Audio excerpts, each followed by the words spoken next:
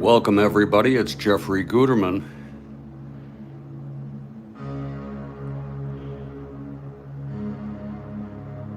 And this is the Strat-O-Matic Sports Network.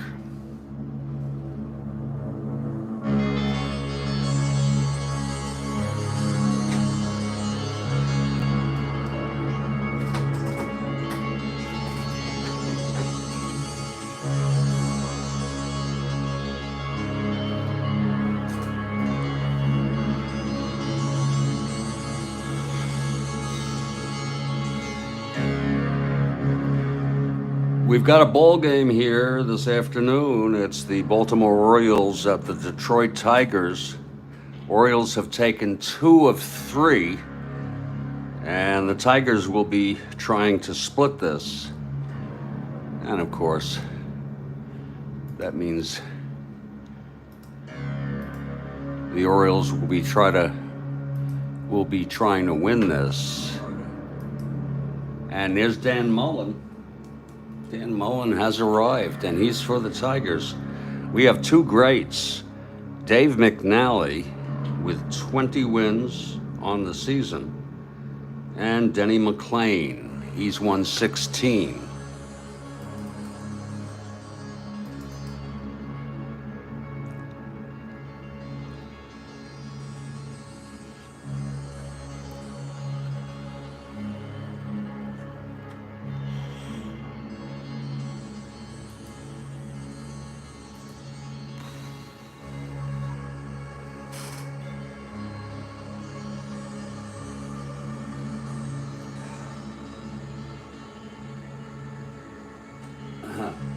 And my hope is to have a nice leisurely ball game, if you know what I mean.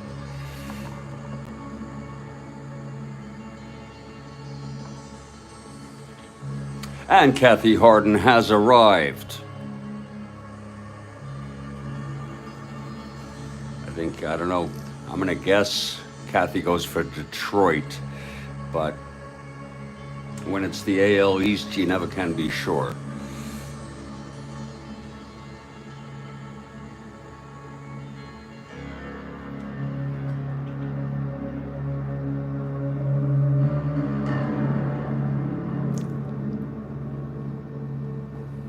Well, I don't know what you mean, Dan Mullen, about wasted such potential.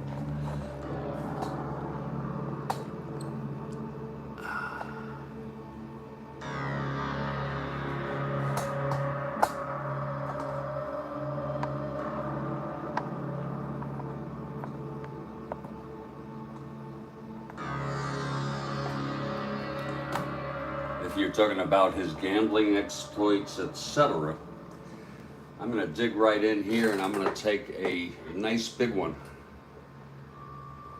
to start off.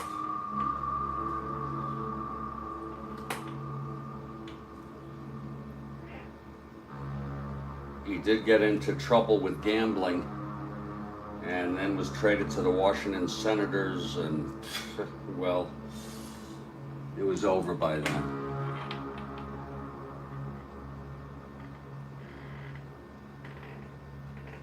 But he sure did have some great years. And I believe that he, along with Mike Cuellar, were co-MVPs, co-Cy Youngs. I could be wrong.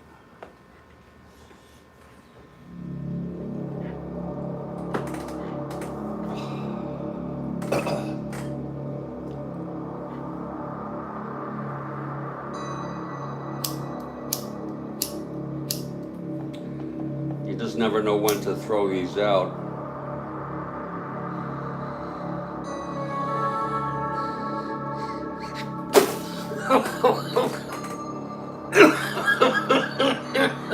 Ah, shit.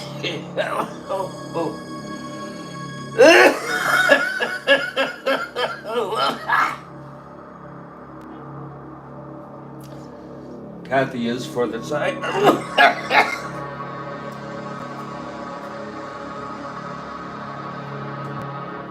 She is for the Tigers.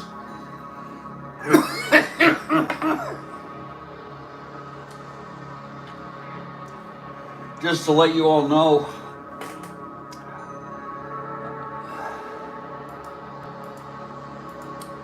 This is the Strat-O-Matic Sports Network. I'm Jeffrey Guterman, your host. We're focusing on our 1969 replay. We're already in September 7.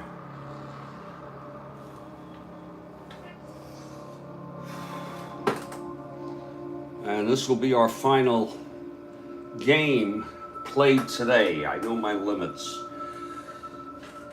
Oh, that thing popped out.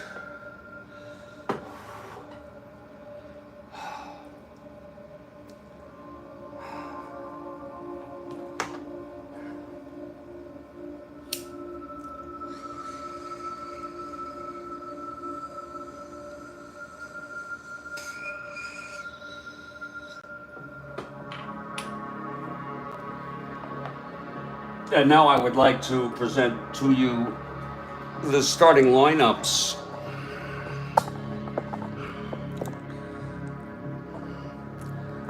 for today's ball game.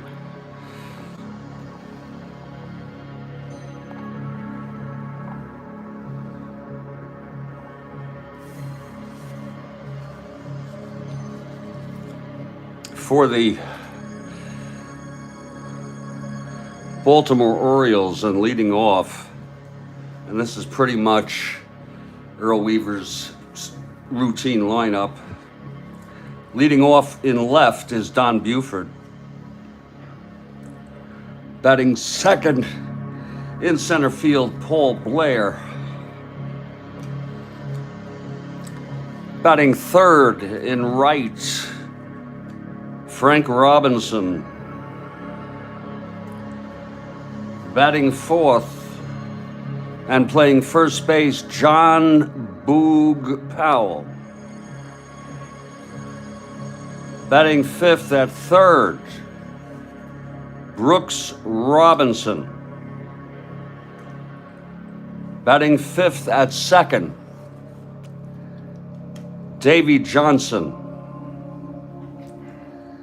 Catching and batting seventh, Elrod Hendricks. Batting eighth at shortstop, Mark Belanger. And pitching with 20 wins and a no-hit pitcher this season. I think it was the start prior to the last one. I'm not sure if anyone knows.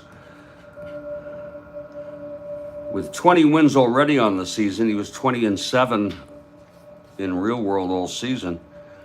Dave McNally, and there are the Baltimore Orioles in first place in the American League East. This is the first year of divisional play. They are 139, 100 wins, 39 losses with a 23.5 game lead.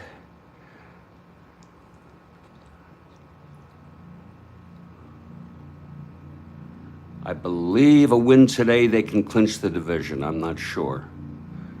Maybe you want to do with this. Are you able to see? There are 23 games left. So I guess they can clinch a tie today.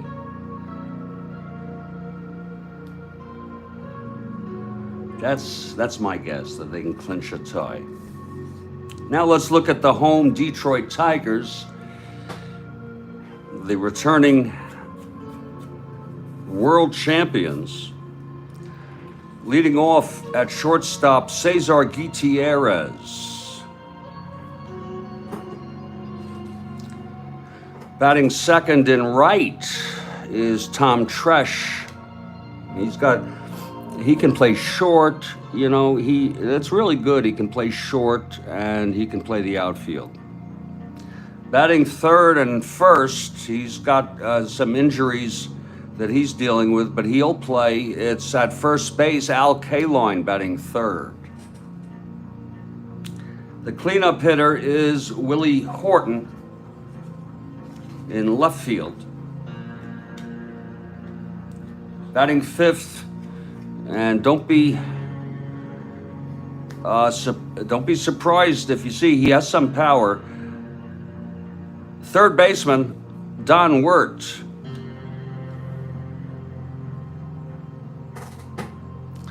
Batting sixth in center is Jim Northrup.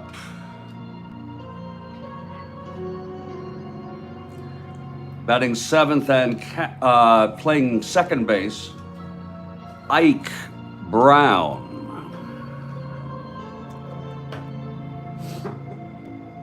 Batting eighth and catching, Jim Price.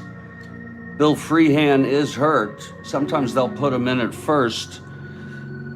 He's getting his knocks, I'll tell you. I don't think he's hurt too bad. And pitching and batting ninth,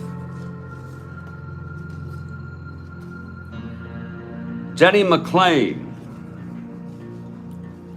the winner of 31 games last season. I believe it was 31. And with 16 this season, he got off to an awful hot start in September and early May, winning like 7 games after the first 6 weeks. And I said, what's this guy gonna win, 40 games or something? And then I realized, slow down, Jeff. He probably gets hurt. And he has been, how could I say, touch and go this summer. And he'll be going for win number 17. And in just a moment, we expect the Detroit Tigers to take the field here at Tiger Stadium. This is certainly not the original Tiger Stadium. We always think there's always something that came before.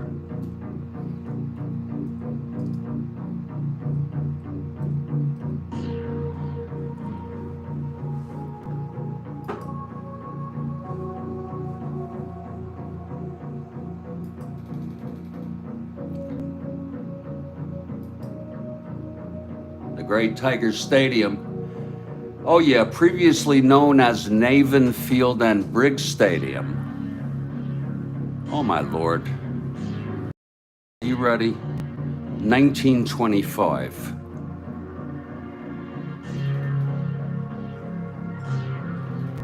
I'm sorry, 1912. 1912. It was their home from 1912 to 1999. So you know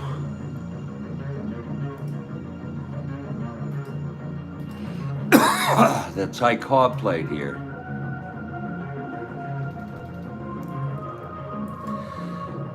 And the Tigers take the field. There's Denny McLain taking his warm-ups here.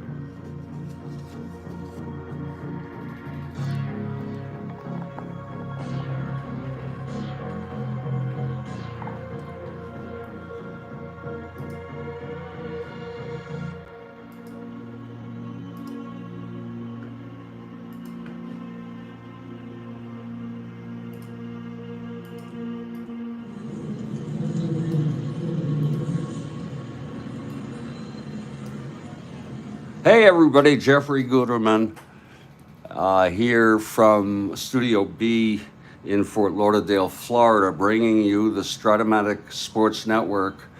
And in particular, our focus has been on the 69 replay. It's Baltimore at Detroit, fourth of a 4-game. Detroit won the first, Orioles took the next 2. Orioles 100-game winners already. McNally, the left-hander, against McLain. And we have other replays, 1911 baseball, all card and dice, 1964 baseball, and 1972 NFL football, but we are suspended those.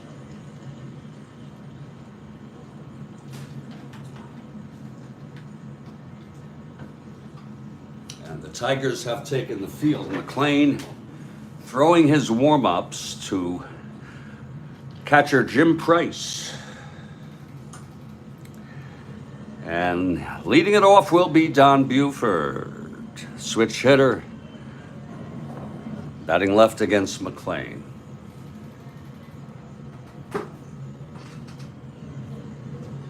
Okay, McLain is ready. Buford in the batter's box. Here's the windup. And pitch from McLain.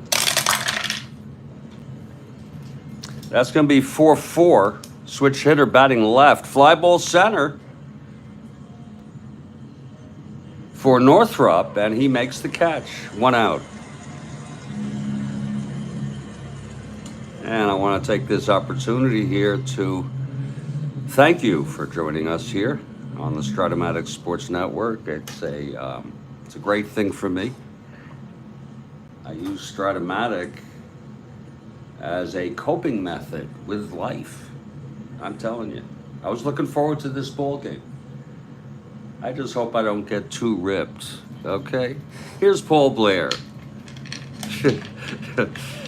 I just took that one hit. When I start taking more, I get into trouble. Here's McLain and the pitch to Blair. That's 310 right-handed, and it's another fly ball to center. And Northrop under that for a 2 away. So 2 fly balls to Northrop to start it off. And Frank Robinson steps up to the plate, Triple Crown winner. I would say future Hall of Famer. John Powell on deck. McLain now. And the pitch to Robinson. That's 2-8, right-handed, popped him up to second base. Ike Brown under it. And that's a 1-2-3 inning for the Detroit Lions. I mean, Tigers. Sorry about that, Kathy. A 1-2-3 inning for McLain. Boy, he looked good there. And we're heading to the bottom of the first. Baltimore nothing. Detroit coming up here at Tigers Stadium. And I think it's a beautiful afternoon for a ball game. We had a game earlier today. I thought it was a decent game.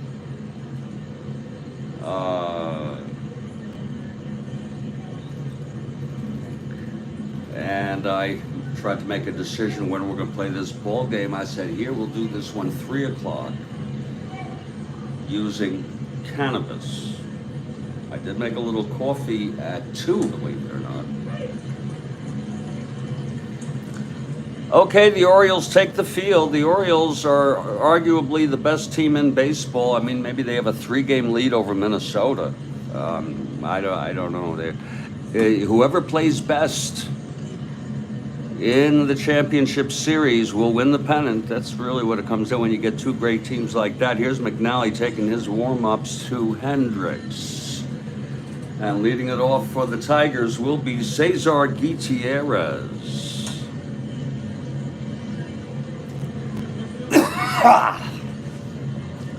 Cesar, a right-handed hitter.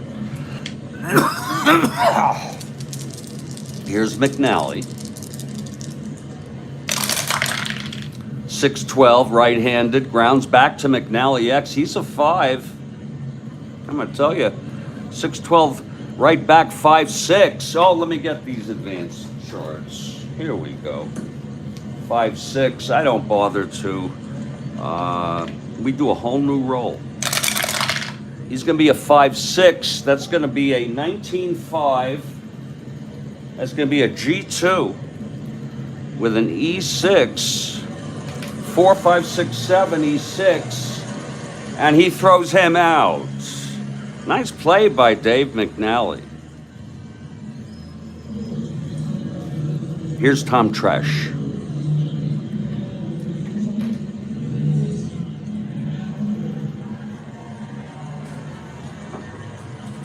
When I played Strat-O-Matic as a kid, and I was like 14, 15, and I played games in the winter in my world. Not, to me, there was nothing cozier, nothing better. Here's Tresh now facing McNally with 1 out, nobody on. That was really great. McNally and the pitch to Tresh. That's going to be 3-10 left-handed. Taps it back to Dave McNally again. And he fields it nicely and throws to John Powell, 2 outs. 2 tappers right back to Dave. He's getting some practice in there, fielding practice. He is a 5. Dig it. And here's Al Kaline, the legend.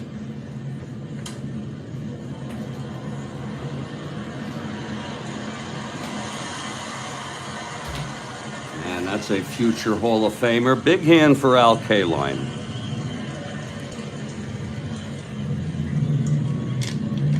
Okay, McNally gets the sign from Hendricks. The pitch to Kaline.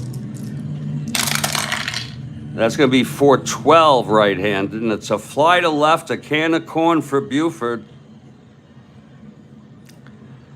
And he makes the catch. Kaline is retired, and there's a 1-2-3 for McNally. So both pitchers looked just fine here in the first, retiring the respective sides in order. We've gone 1, and it is a scoreless ball game, and this is the Strat-O-Matic Sports Network. Jeffrey Guterman, right here for you. And if you're here, we'd love to hear from you in the live text. Okay, Tigers come out here for the second. McLain on the mound. Retired the O's in order in the first.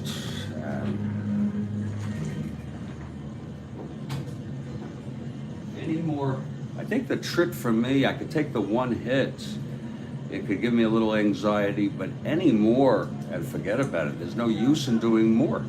Now that's smart.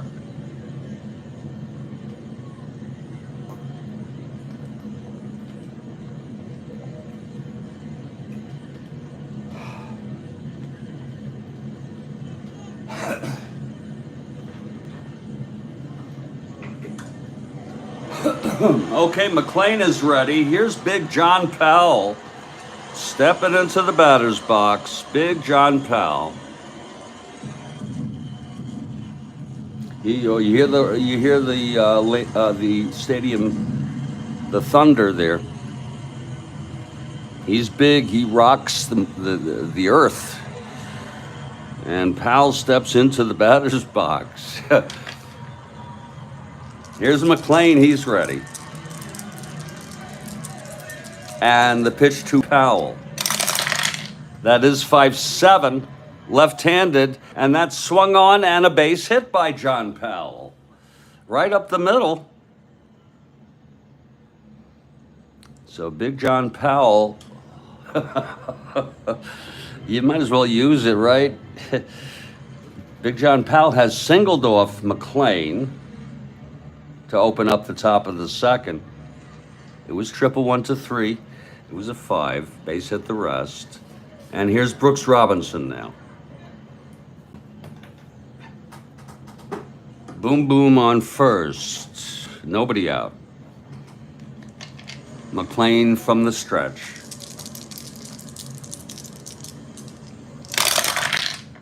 That's 3-7 right-handed. No one being held. Grounds to second. Ike Brown steps on the bag and throws it over to Kaline for a double play. Or you can score it any frickin' way you want. 4-6-3. Whatever you want to do. That means he steps on the bag.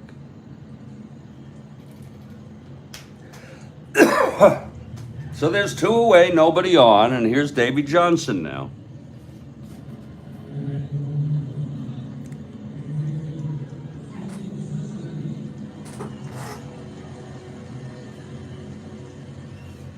McLain gets the sign and the pitch to Johnson. That's 1-3 right-handed, grounded to second for Ike again. And Ike throws it on over to Kaline playing first today. The side is retired. That's 1-3 right-handed, and it was grounded out. Busy inning for Ike, no runs, one hit, and none left on in the middle of the second. This is a scoreless ball game. And this is the Strat-O-Matic Sports Network.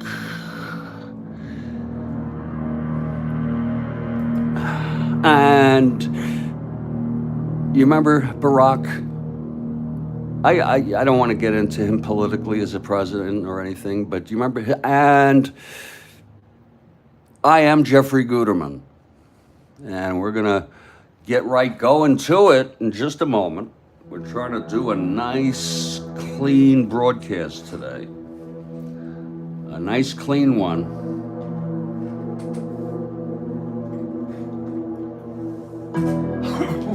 Yeah.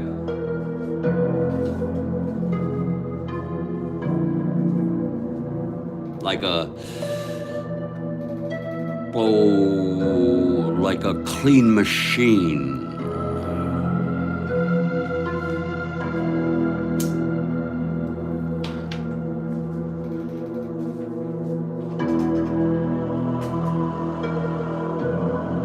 And we'll get back to this ball game in just a moment.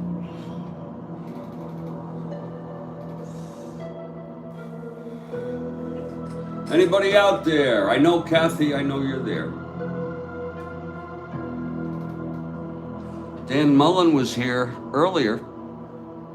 Anybody at all following this ball game?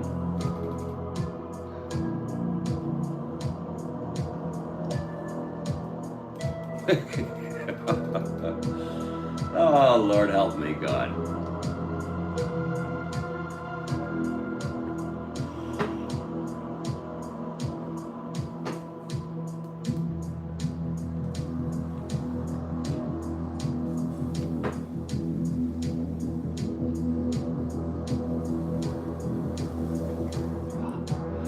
Oh, yeah.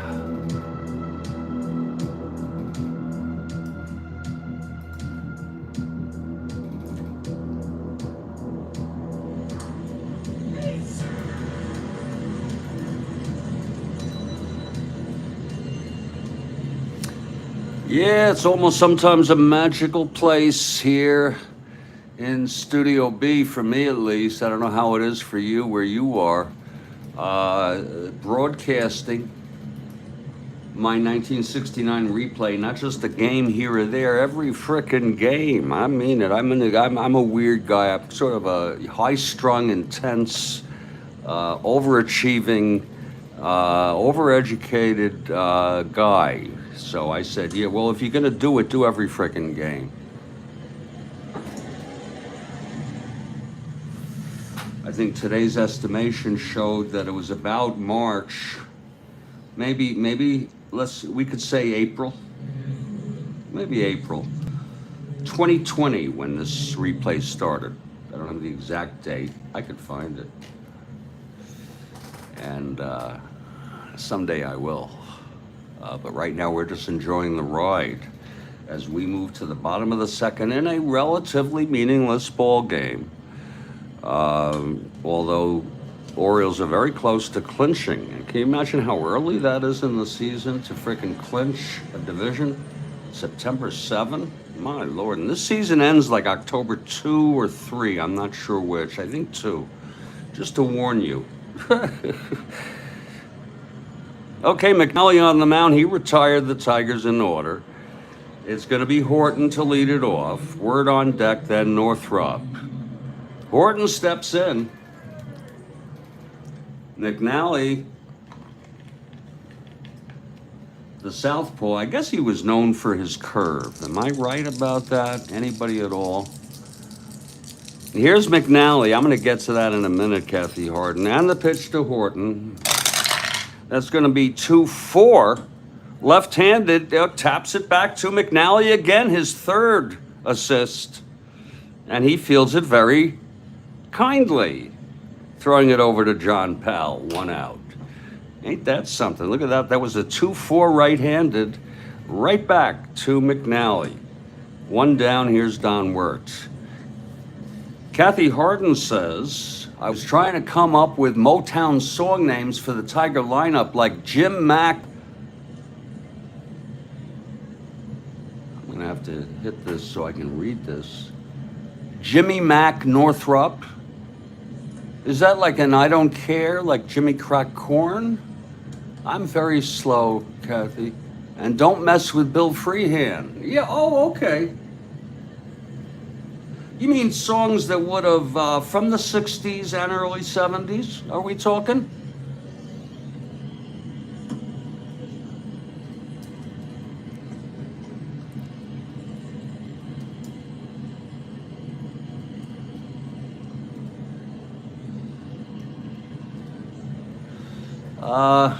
Those are real song titles? Don't Mess With, okay, I think Don't Mess With, and Jimmy Mack, okay.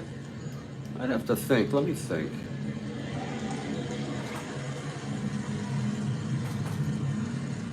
Well, I mean, we could go with K-Line Healing. Is that any good? Like Sexual Healing? But K-Line Healing? Now, I'm going with R&B. It's not really Motown, is it? You tell me. But it's a soul. He, in general. He was soul and R&B, I think. Marvin Gaye. Don Word at the plate now. I don't do him as good as you. There was a song, if you want to go R&B early 70s, Sideshow by Blue Magic. Let the sideshow begin. Hurry, hurry, step right on in. I hope I don't get a copyright on that. You could go with anybody. You can go with... Oh shit, I wrote McNally in here in error, folks. Love Child K-Line. Whoa.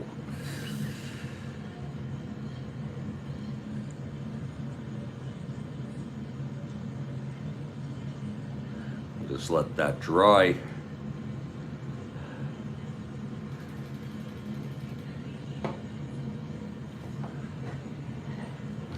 That's a tough one for me. Here's Wirt now. McNally gets the sign from Hendricks. And the pitch to Wirt. That is 6-7. Right-handed, struck him out. Oh, Wirt swinging. That's Dave's first strikeout today. Two-way for Northrop.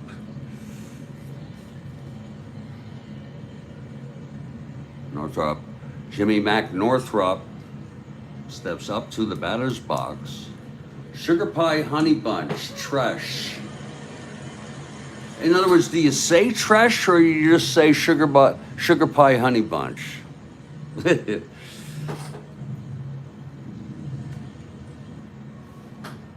How about, they're not playing right now, but call somebody Miracles. That's again, I'm not into Motown. Right now, I love Motown, of course. 2 outs, nobody on. Northrop takes a ball low outside from McNally.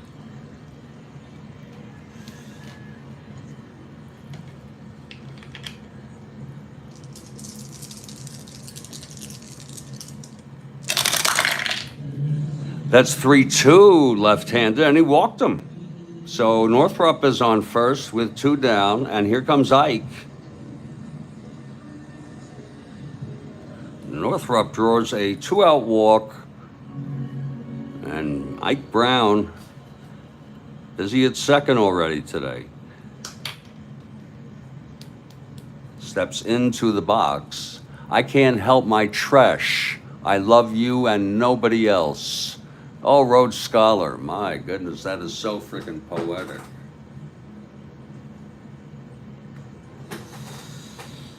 That is so freaking poetic. I'll tell you, Rhodes Scholar, I get, Ike Brown. The first thing I think of whenever I hear Ike is domestic violence.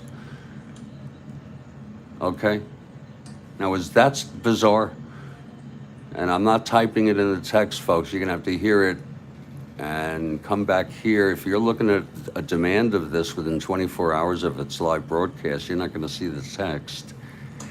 Ike and Tina, did you know and that was a big part of her story, really. So Ike Brown, though, I don't think there's any relation. 2 outs and Northrop on first. Here's McNally. We have a Rhodes Scholar here now. And the pitch from McNally. That's going to be 6-8 right-handed, and he struck him out. His second strikeout. Side is retired. Very nice. He had lost Northrop, but he was pitching him very carefully. No runs, no hits, the walk, and he was left on after 2. It's a 2-0 ball game. Don Dancing in the Streets worked. Whoa. Don Dancing in the Streets worked. Good. That's a good one. I mean, I'm trying to think of one for Horton. And fill me up, Buttercup Horton. I'm not doing Motown. I'm sorry. I got this thing in my brain. What song was it?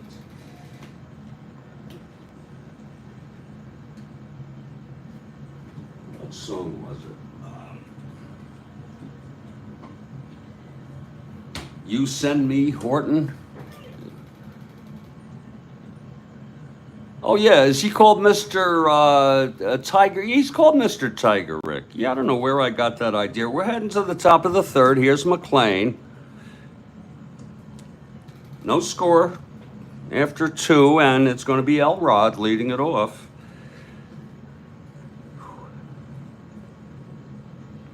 Okay, McLain is ready. And the pitch to Elrod. That is 4-7 left-handed. Struck him out. That's Denny McLain's first strikeout today. Here's Belanger. You Send Me. Yeah. Did I say You Send Me, or did I say, because he, I think Sam Cooke, I have an alternate history of Sam Cooke, that he never goes to the motel with that woman. She never shoots him. He doesn't die. He does convert to Islam. He changes his name to Elijah, and he becomes like Ali and like many others. Of course, King, among the most iconic black persons of the 20th century. And Kelly Hibbs is checking in. We're glad to see you, Kelly. Belanger steps in. 1 out, nobody on. Here's McLain now. Again, the pitch. He's got some 210, pops it up to second. Couldn't get a piece of that. Ike is under it. And that's Ike's 4th chance today. I should stream what, Rhodes Scholar? What are we talking about? Hey, that's very nice of you, Kelly Hibbs, to have missed us. Very nice. What do you mean, Rhodes Scholar? Could you clarify? Sometimes I forget what I'm talking about. Here's McNally now. I always get nervous with him at the plate because at least this year and some other years, he's a frickin' N. And I'll never forget the grand slam he hit in a World Series game. Can you imagine that? If that happened, Oh, you mean I should talk about it? I don't really have a lot more to say about it, but I have a lot of alternate histories. Maybe if I did one just on alternate history, just collect mine and then recall them. What would you think about that? I'd like to put that in the back of my mind right now. Here's McNally. You would say if he hit a grand slam, and I think it was 70. And, he was close with Muhammad. Muhammad visited the studio. Muhammad was converting at the time when he died. And some say he may not have. He had books. So he was being exposed to it, but that's my, and I looked up Islamic names, male names. I just, to pick one. And when I saw Elijah, oh, thanks a lot, Rhodes Scholar. Yeah, there's a lot of different content I could do. Okay, McNally at the plate, 2 down. Here's McLain. And thanks for that feedback. 6-4, right-handed. Lines it to first, caught by K-Line. And he almost had a shot at knocking that out on a 6-5. It was 6-4. He is a right-hander. I get nervous with him. And he lines it right to K-Line. It's a 1-2-3 for McLain in the third. It's a scoreless ball game, as we might expect it to be, but there's, of course, great hitters on both teams. Mayo Smith having to play with his lineup a little bit. Freehand is hurt. Cash is hurt. Stanley is hurt.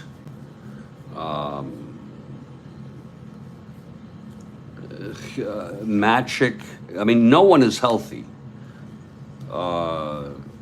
Dick McAuliffe has been out since April. He must have broken something.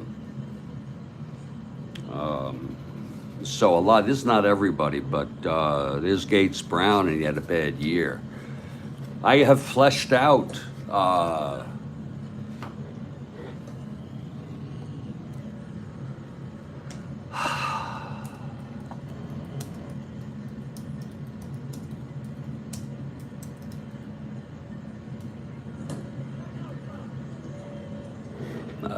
I've gotten into I don't know what that means, fleshed out exactly, but I would say it means, peel away and get into the details. I've done that. I have one, Jesus Was Never Born. I'm gonna rattle off a couple to you as McNally takes his warm-ups here. It's gonna be Price leading it off, bottom of the third. So I have Jesus Was Never Born. Price steps into the batter's box. The Big Bang, if it happened, never happened. Of course, I do the if JFK lived.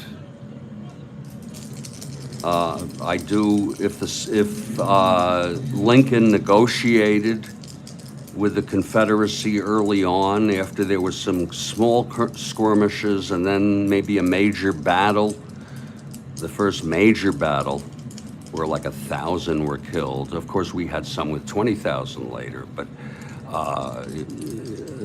I've read that he had thoughts that maybe it could just be a skirmish, and settle with them and let them be their own country. And then how long would slavery go on? I'm not telling you the outcomes, okay? Here's Price now facing McNally, bottom of the third, no score. That's 1-3 left-handed, and it's a base hit to right by Price to lead it off here for the Tigers. Thrown in by Frank. Wait a minute, ballpark effect. Whoa, ballpark effect. Oh, Lord, thank God I caught that. That is a freaking 1-3 ballpark effect. And that's going to be in Detroit, and a right-handed hitter. Single 1-6. Whoa. Line out short the rest. And it is a line out. It's a weird kind of rule. Especially if it was it didn't tell you which, it just said single. It's a line out to short. So that'll be one out with McLain coming up for the first time.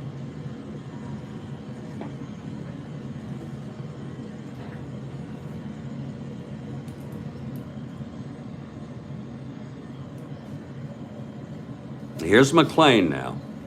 He's a 2WR, right-handed hitter.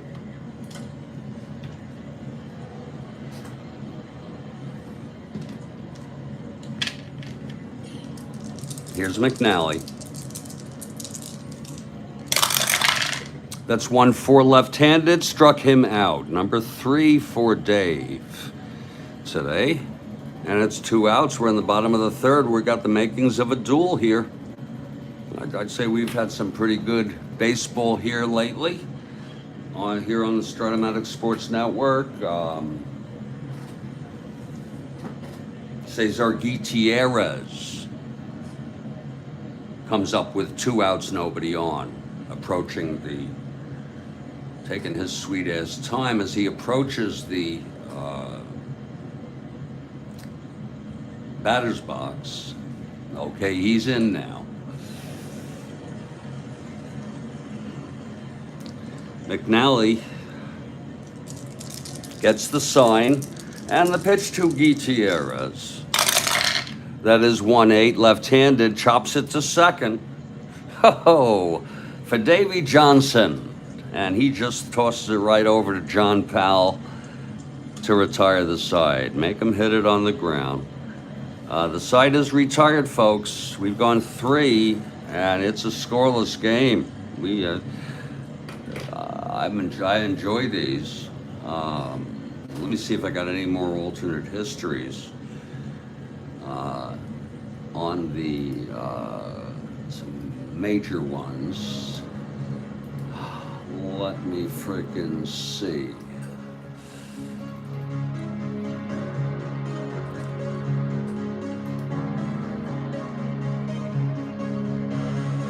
Sweet as time is it's just one of those, what is it, an expression, a locution, a figure of speech. I don't know how these evolve, but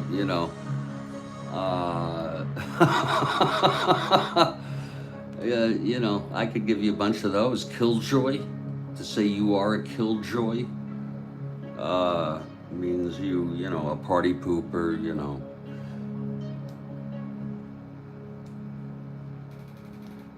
Let me see about any more, as we're gonna have McLain come out and pitch his 4th inning.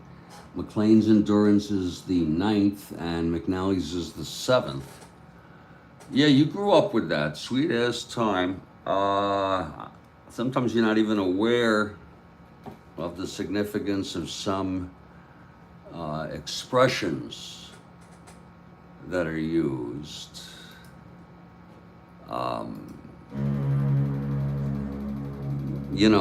Really, when you think about it, it's pretty fascinating. And I'm a student of history, of language, and in particular written and spoken language. Busting chops, okay. Yeah. Busting chops.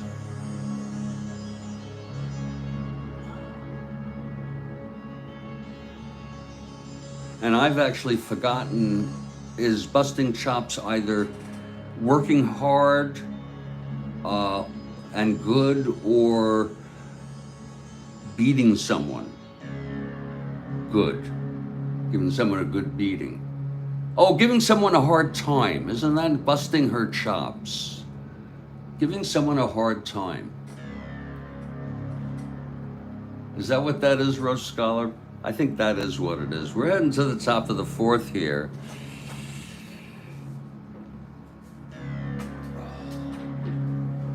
I'm gonna tell you, it is a long frickin' day, folks.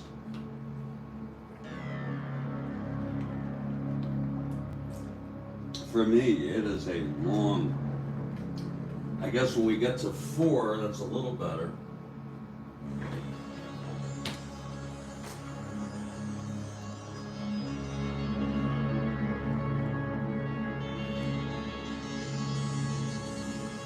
Giving someone a hard time.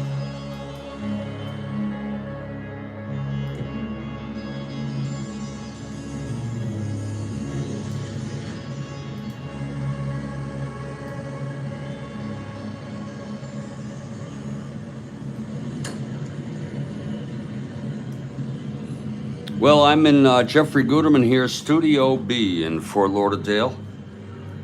And it's a scoreless ball game after 3 with 2 greats.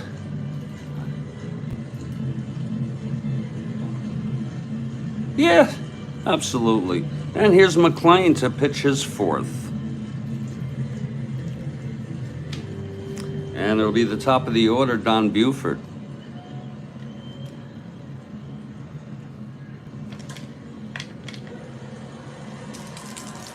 Here's McLain, and the pitch to Buford. Switch hitter batting left, 3-7 right-handed, chops it to first. Rhodes Scholar, get it? And that's going to be picked up by K-Line to take it to the bag, one down. These guys are largely unhittable today. Here's Blair.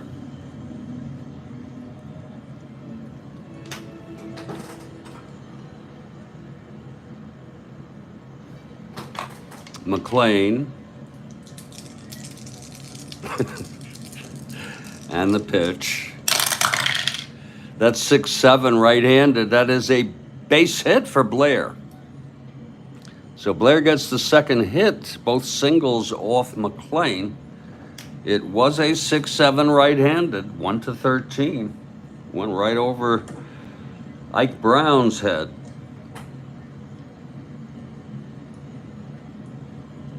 Blair is an A, 1-13, 1-14. No, I'm sorry, he's 1-15, 1-13, 1-14. Blair on first with one out. Here's Frank Robinson.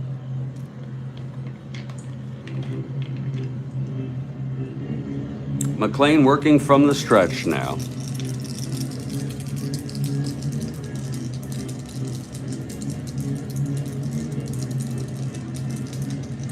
And the pitch to Robinson.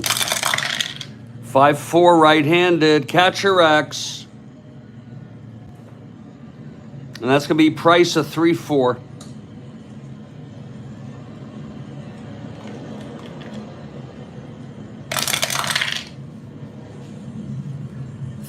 That's going to be 18-3 G3, E4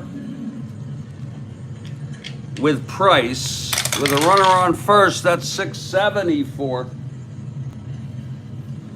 Gonna be a G3 with a runner on first. And he will go to second, Blair. As a little dribbler in front of the plate, Price throws Robinson out. So it's 2 away for John Powell in a situation. And we say happy Friday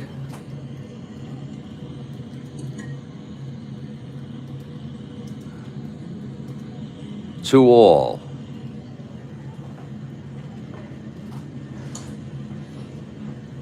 Big John Powell steps in the batter's box. 2 outs, Blair on second.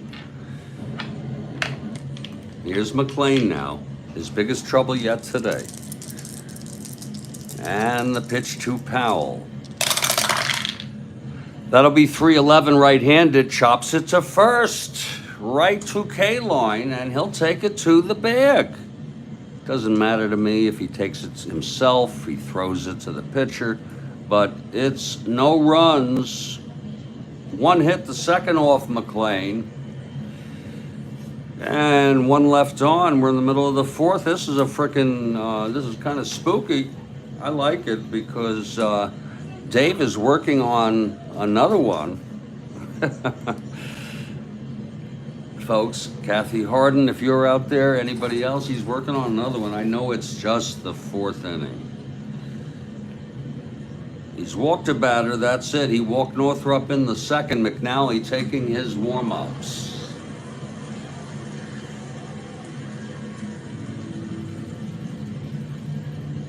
And Trush leads it off. He bounced back to McNally in the 1st.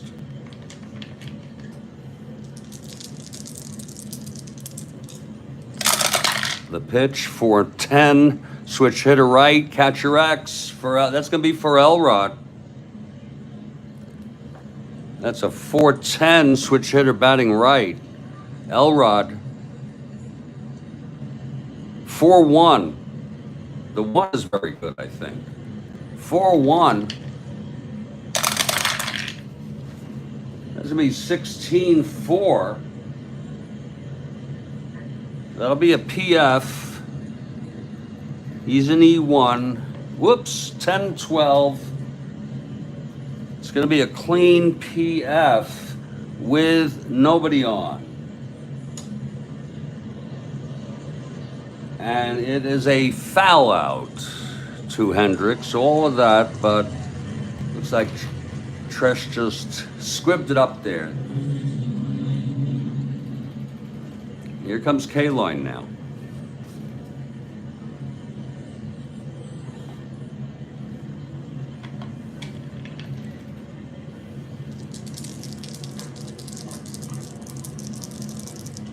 McNally.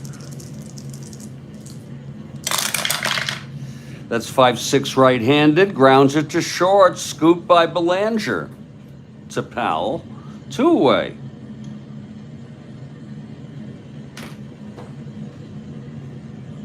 Bottom of the fourth here. Scoreless ball game.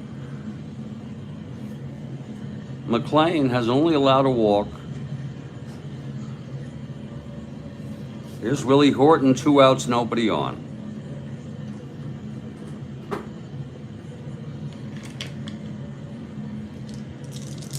McNally now. And the pitch to Horton. That's 6-9 right-handed. Struck him out. Number 4 for McNally. The side is retired as another 1-2-3. We've gone 4. This is a scoreless ball game. And we hope you are digging it. I hope you are really, really digging it.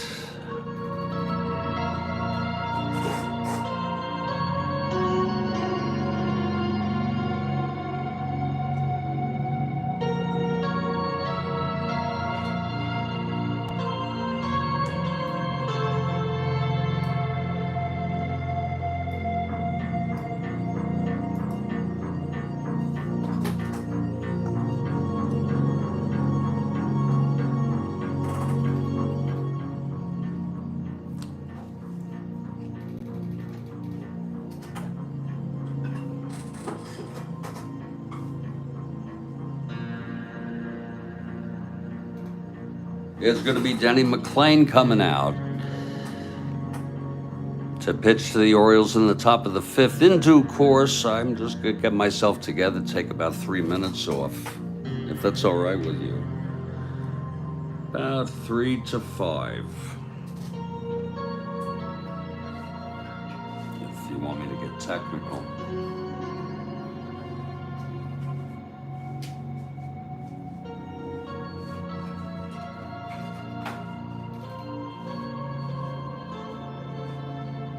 I'll tell you the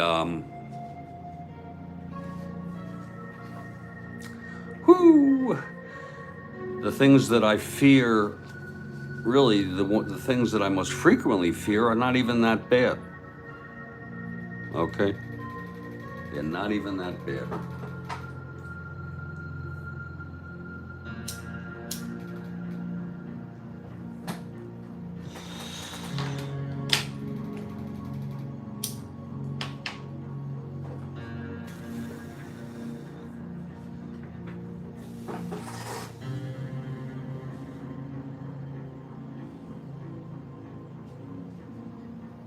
We'd love to hear from you in the live text. Again, I'm in a 3 to 5 minute break. This is just an ideal ball game right here. I'm looking at it on the big screen. I just go on my big TV screen and go to YouTube and find it.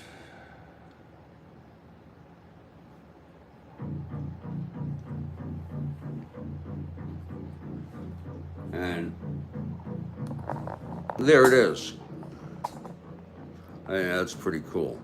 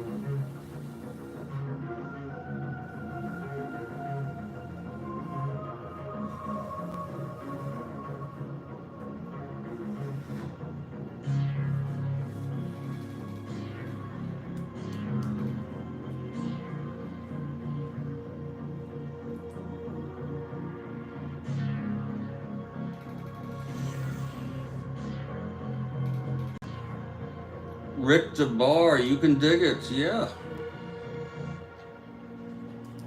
Very cool. I don't know if I was referring to something. You see, I just forgot, except talking about I'm just chilling here right now, just for a few minutes. Let me think for Rhodes Scholar if there's any other alternate histories. I went through the big ones: JFK, Jesus Never Born, Civil War didn't escalate. There was a treaty.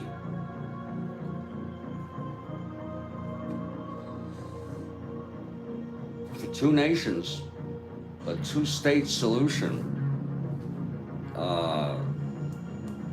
The Big Bang never happened.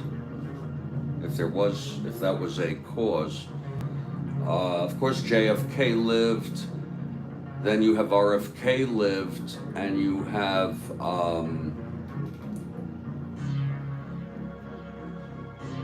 Chappaquiddick never happened. All of that goes with the JFK, but JFK, I don't even want to get into it, Rhodes Scholar. He gets mired in corruption within his administration in his second term, along with his affairs becoming disclosed.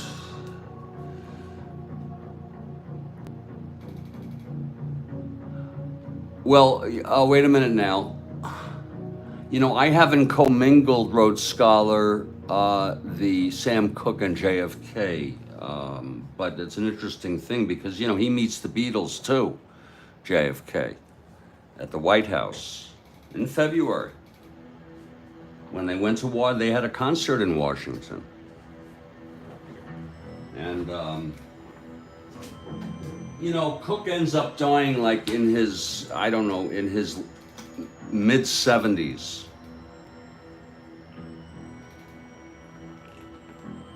But what I tell you is Cooke becomes as big, if not bigger than Ali. And of course, yes, JFK Jr. lives. Yes, he does live. I haven't commingled though. I haven't thought about it too much, but it's pretty wild.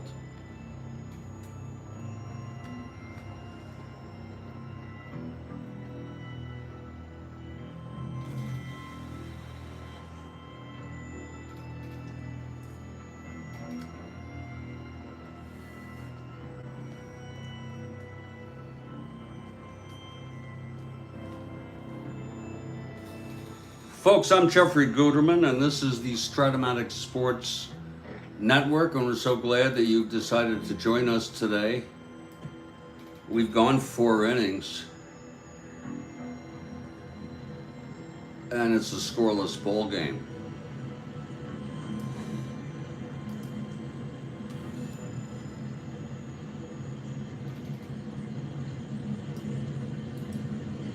And we are at Tiger Stadium. If you go to YouTube and Google Tigers 1930s radio, Novin Field, any combination of that, you can listen to a game, the last game of the season in 1934, when, by the way, the Tigers did win the pennant, playing the Yankees, and Gehrig is in the game. Ruth is not playing. He was still on the Yankees, but he didn't play. And he was eventually traded to the Boston Braves for the next year, which was sad. He always wanted to be a manager. No one would let him manage. He coached first base for the Brooklyn Dodgers for a bit in the late 30s, I think it was. Sad. And then he got terrible with cancer at the end, and believe it or not, he was only 53 years old. He looked a lot older. 53. He lived high, though. Here's Denny McLain now to start the 5th. It's a scoreless ball game. And Brooks Robinson leads it off here for the Birds. He grounded into that double to Ike Brown. in the second. Here's McLain now. I think Rhodes Scholar invoked Ike and Tina. Here's the pitch to Robinson. That's 6-12, right-handed. Fly ball left X.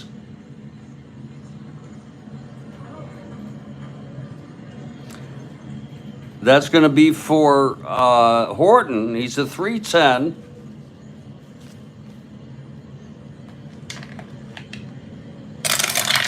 .310 Horton. That's a 4-3. Oh, it's an S2. It's going to be a base hit off McLain. He is an E10. That's 6-12-16. Oh, and he's going to boot it. Oh, my. It's an S2-E1. Oh, it's an S2-E1 on a 16. S2-E1. And that's going to be a single and an error charged to Horton. Robinson, not too fast. Just made it to second. First error of the ball game by Horton. That was a pretty intense to pull that out of there. Here's Davey Johnson now with Robinson in scoring position. McLain now from the stretch.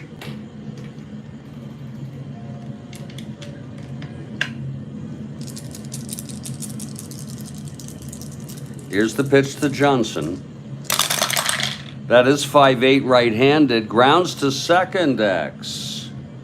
This will be for Ike again.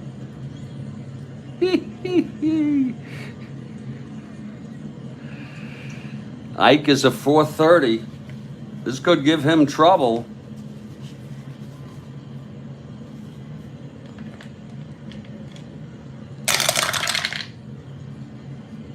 Ike is a 430. That's going to be a 12-4 to Ike. It's a G3. And he is an E 30. That's 5-10-11. He's going to handle this very nicely. A G3 with a runner on second. This is a right. It's to second base. And he is out. And Robinson goes to third. He throws it to first to get Johnson, Ike Brown.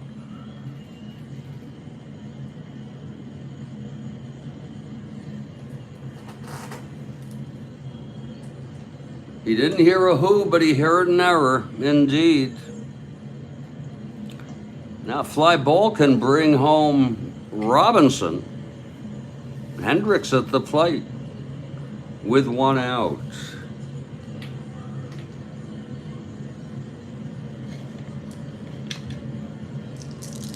Okay, McLain from the stretch with a runner on third, one down. The pitch to Elrod. That's 4-7 left-handed, and he struck him out. Oh, what a great time for that. With a runner on third, it's 2 outs now. And here comes Belanger. You want a kick in the teeth, people? Belanger's dead. He died of cancer some time ago. I think it was lung cancer.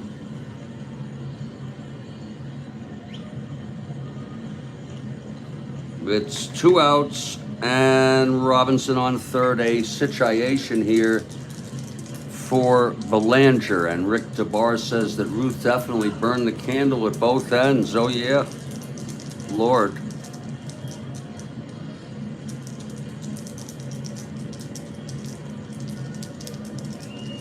Terrible. He went through surgery even. And back in those days, that was pretty complicated. Throat surgery. I believe he did. The pitch to Belanger. 1-8 right-handed. Oh, it's a base hit up the middle. Robinson comes home. We'll allow that to be a earned run. A clutch hit there by Belanger. And don't let him deceive you. He hit 287 this year. Usually a lighter hitter. Knocks the base hit off McLain, and the first run, it's Orioles 1-0 now. With Belanger on first and 2 down, and McNally coming up. Belanger not being held. 1 to 14. That's pretty good. But here's McNally. I'd rather have McNally retire from the Detroit perspective. Here's McLain. That's 5-10, right-handed, grounds it to third X. That's going to be for Wirt. On a 5-10 right-handed, let's see if he handles this. Wirt is a 217. 217, that's going to be 22 for Wirt at third.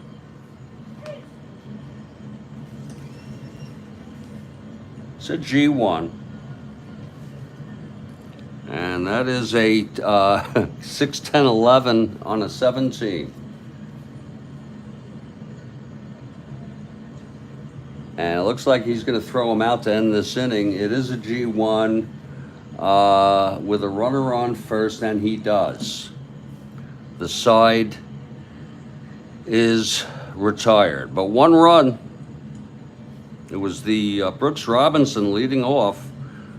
Single and the error by Horton. Oh, Belanger was a longtime smoker. Baseball demos. And so he died of lung cancer at age 54. We're heading to the bottom of the 5th. Thanks for that. Yeah, okay, so he was a smoker. Jesus. Here's McNally. He's working on another one. Had one this year. And it's going to be Wirt to lead it off. 54 years old. Oh.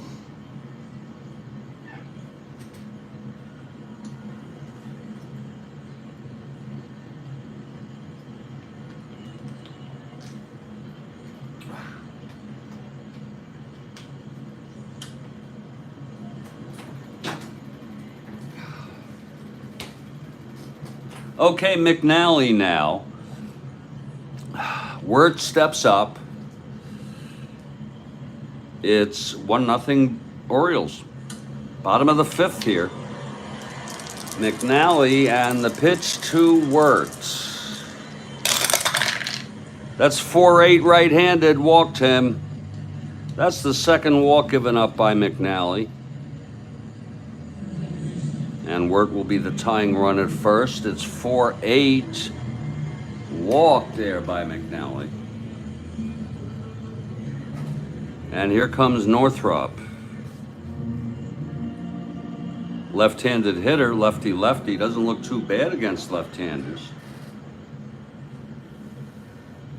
In fact, he looks a little better.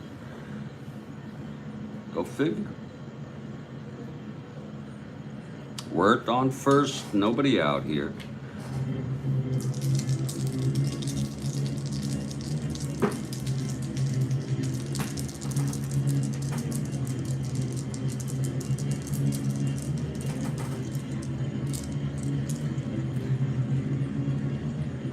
And the pitch from McNally.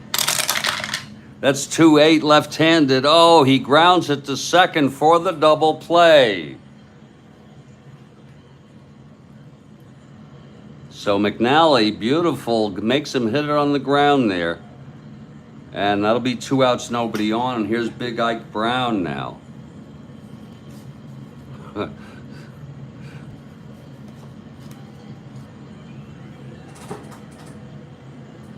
I didn't know that either, Rick. I just figured he died of lung cancer. Some people die of lung cancer, they're not smokers.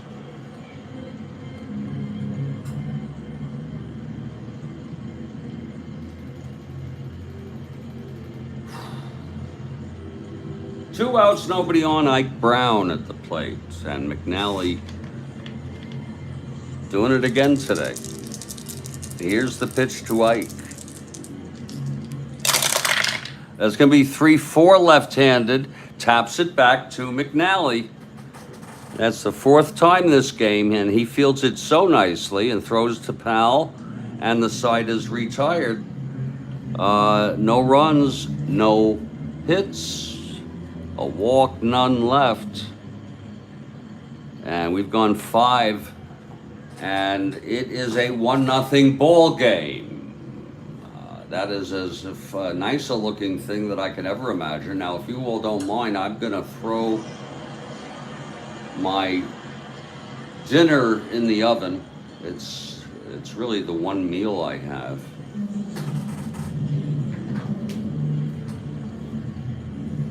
It just takes a couple minutes. Tonight I'm having rigatoni with chicken and pesto. A basil pesto sauce. 30 minutes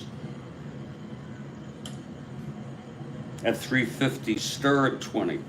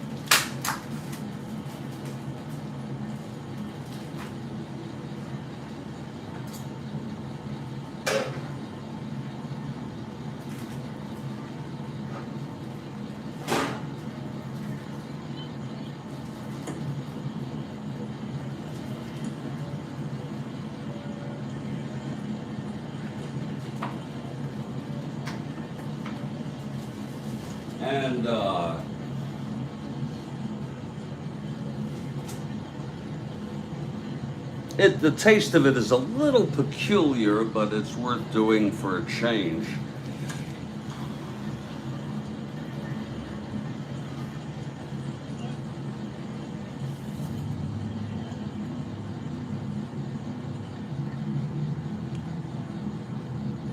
Denny McLain comes out here to pitch the top of the 6th. We're moving right along.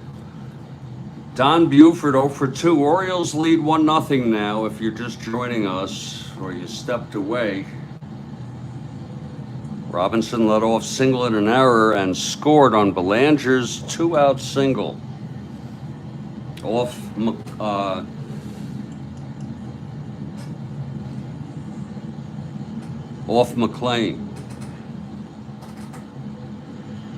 And Buford, top of the order, switch hitter, batting left against McLain. And that's 4-4, switch hitter batting left, fly ball center. That's a can of corn for Northrop, 1 away.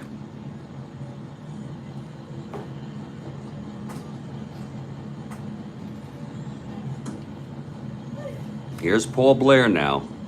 1 for 2, singled in the 4th and left on.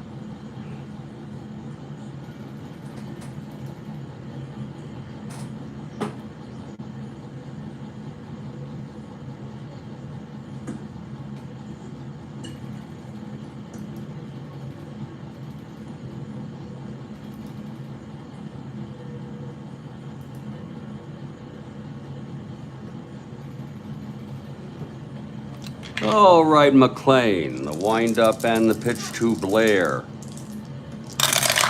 Oh, that's 3-10 right-handed. Fly ball center again to Northrop. He makes the catch, 2 outs. Both pitchers pitching good baseball today, great baseball. As McLain allowed a couple base hits there last inning, and the run came in. Here's Frank Robinson 0 for 2. Popped to second and hit a little dribbler in front of Price, the catcher, and he threw him out.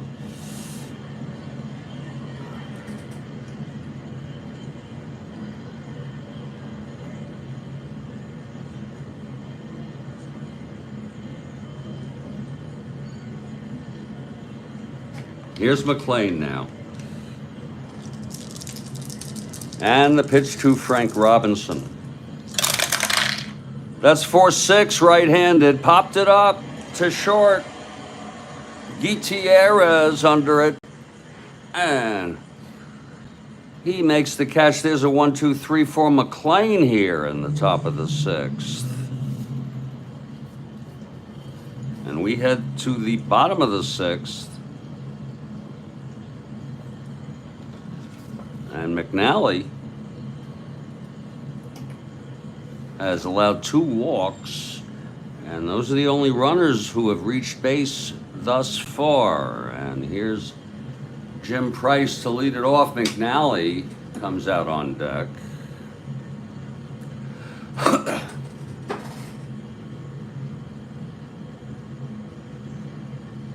McNally in great form again tonight.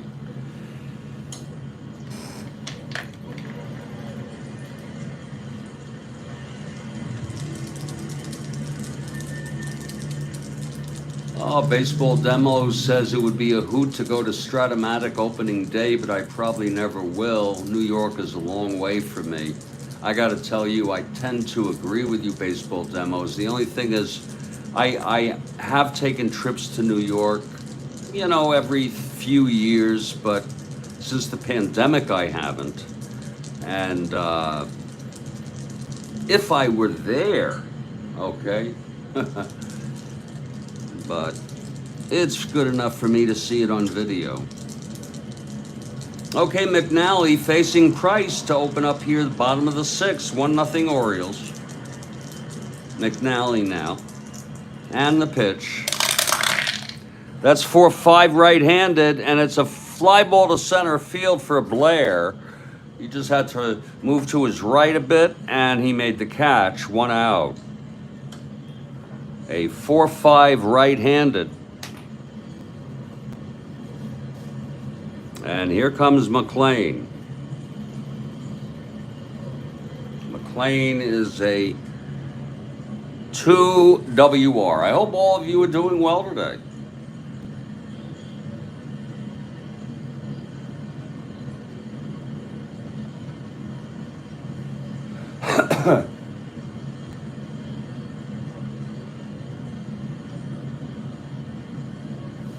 Okay, McNally gets the sign from Elrod. The windup and the pitch to McLain. 1-9, and he struck him out. That's the 5th for Dave today. He has 2 outs in the 6th for Cesar Gutierrez, 0 for 2.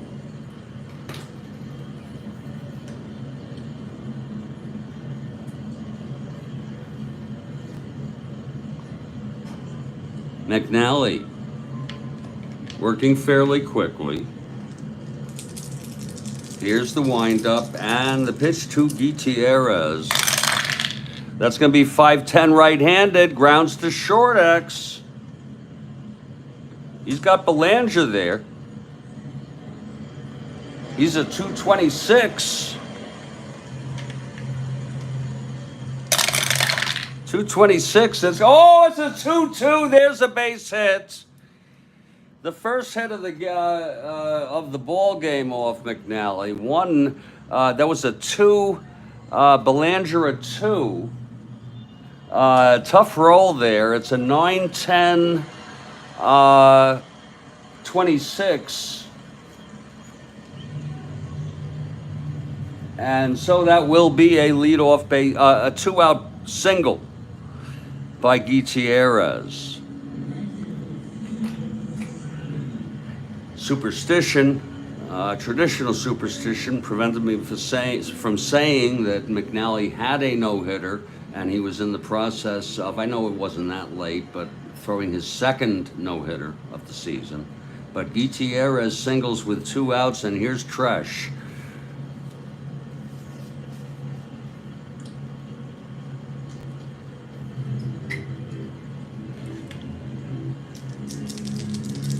McNally now, and the pitch to Tresh.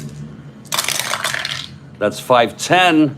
It's going to be a right-handed, another to shortstop for Belanger, 226. That will be 12-2. He's going to get it this time, G1, unless he boots it. 5, 6, 7, 8, 9, Belanger, 26. And he throws him out. So the side is retired, no runs. The first hit off McNally today. Indeed. We've gone 6, and it is a 1-0 ball game. Whoops.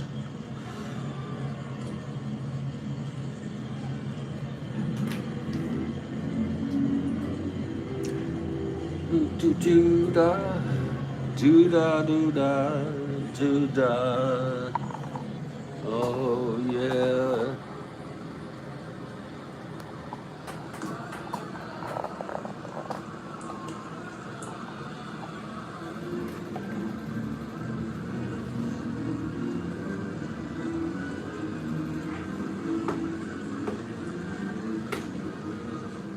That's not too bad a shot. I can show you my setup here.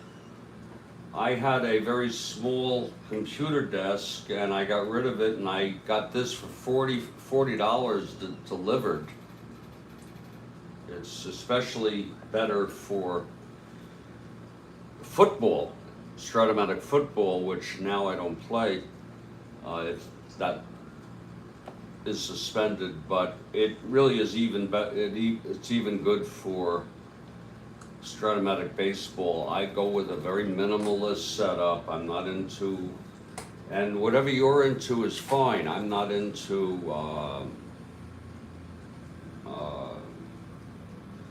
fancy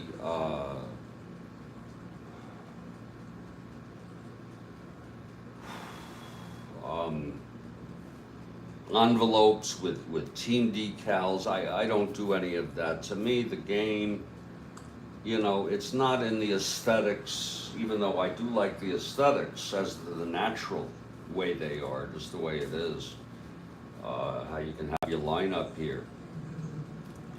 But I go for a pretty, in fact, look at these charts are gonna need some work, because I think these charts, if you see there's already holes throughout parts of this chart, you see it's ripping, and the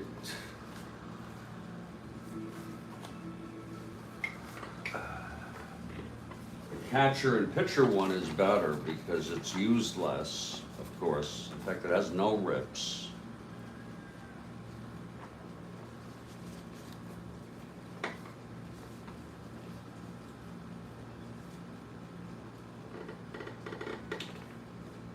The only good thing about it being paper, even though it's a very thin paper, is that it folds.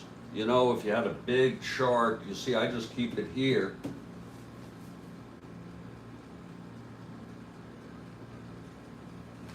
And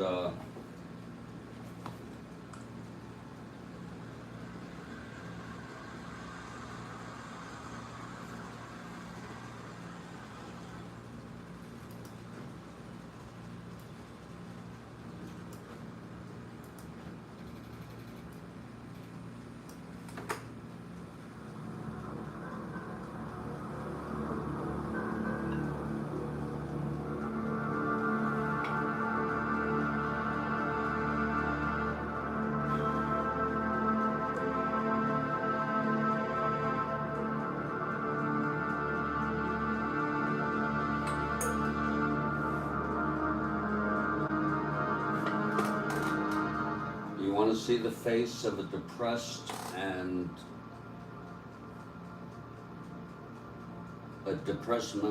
man with more so with an anxiety disorder?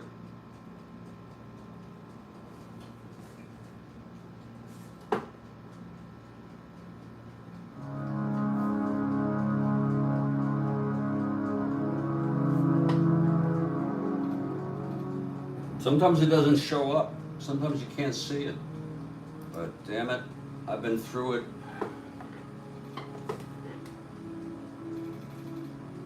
It's mind over matter.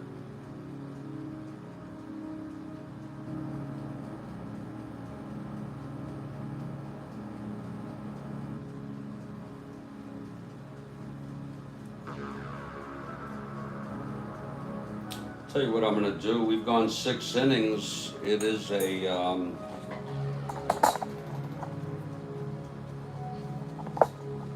1-0 game here. Quite a game. I'm going to take a break just to get myself together here. I'm going to take out the garbage while I'm at it.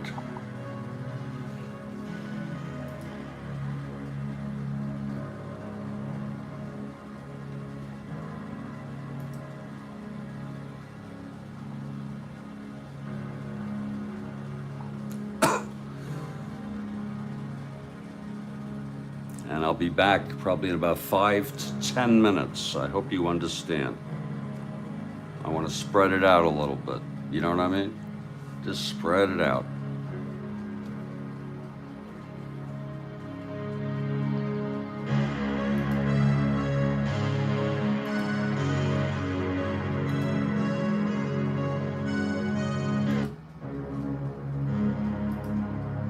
Thank you indeed. Absolutely indeed.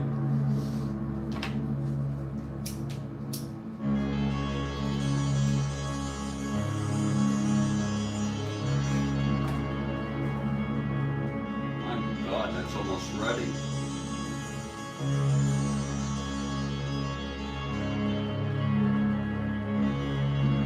That's going to be black and blue.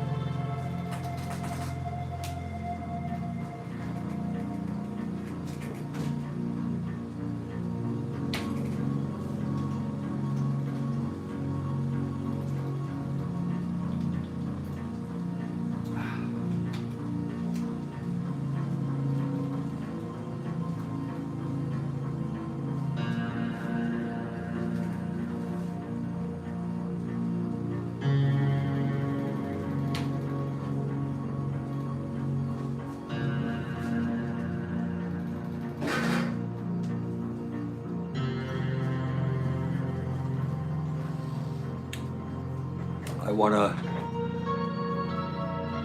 wanna suggest to you that sometimes the Strat-O-Matic Sports Network is more of like an ambiance. It's a place just to hang out. I've got to eat, so I'm expecting about 5 o'clock, maybe, we'll be ready to get started again.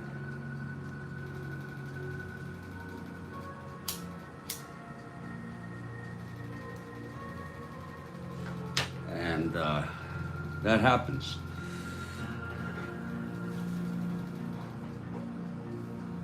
And what a great game. I'm sorry to keep you in suspense.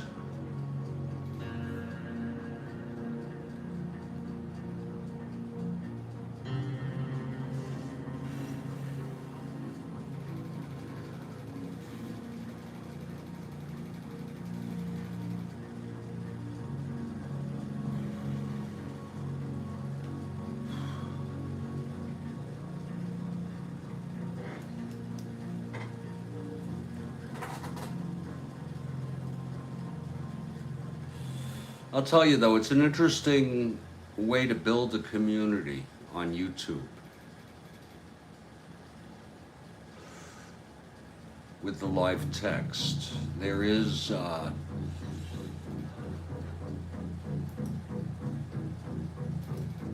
live together.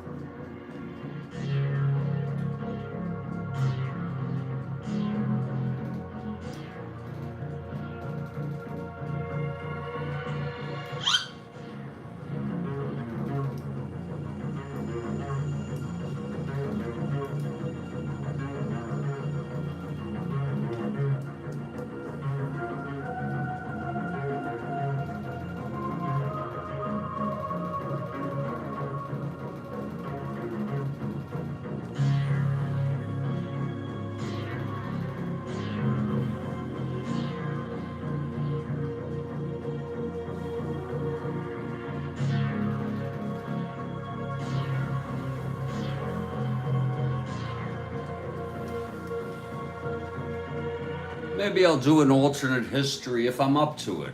Maybe this evening, later. Come 6 o'clock or something.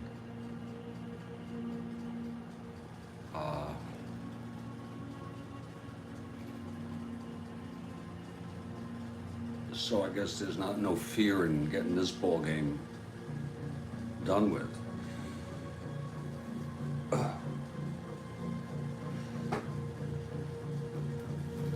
$83 million.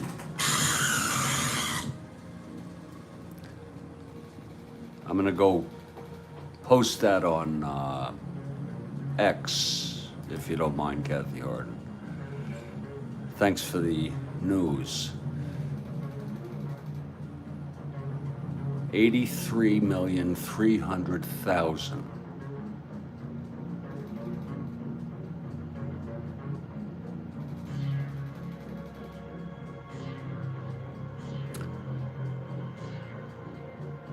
I think that's one of the biggest. Sometimes these people don't pay.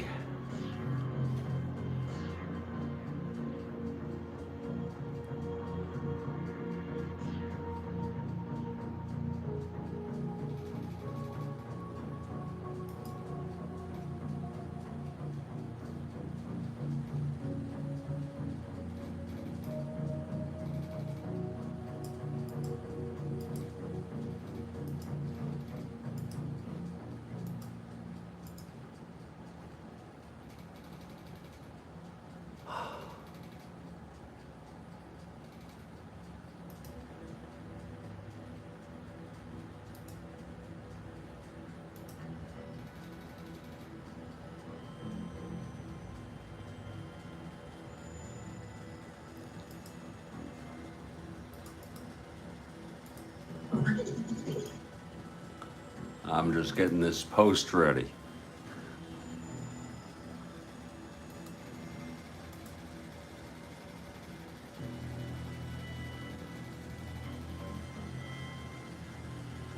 There it is. That's good enough.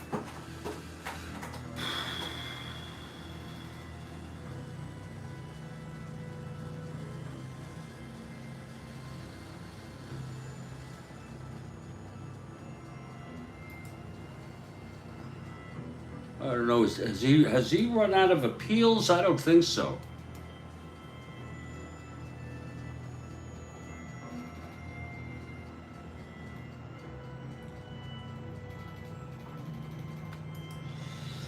We can get back to this ball game in a minute.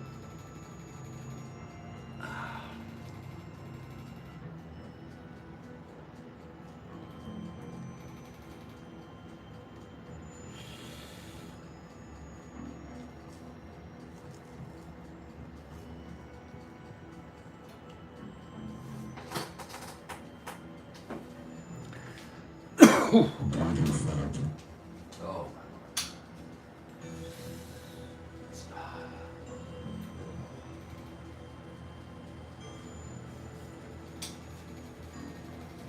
Folks, my dinner is almost ready, so I will get back to the game in about 10 to 15 minutes. It doesn't take me, I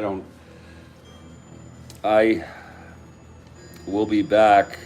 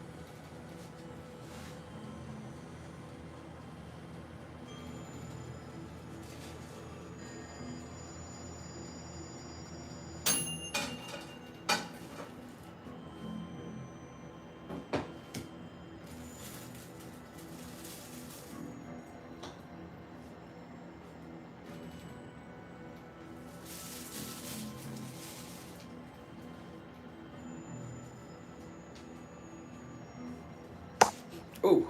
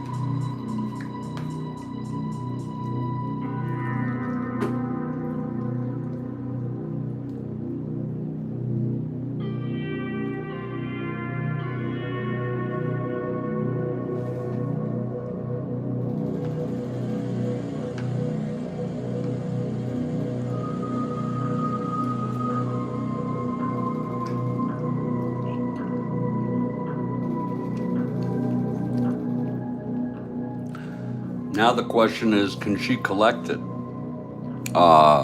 That's my question. And if so, how will she collect it?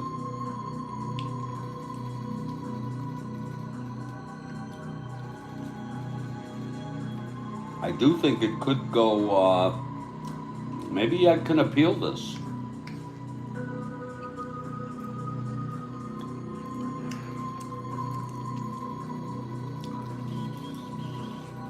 I think you're entitled to an appeal. So that could prolong it.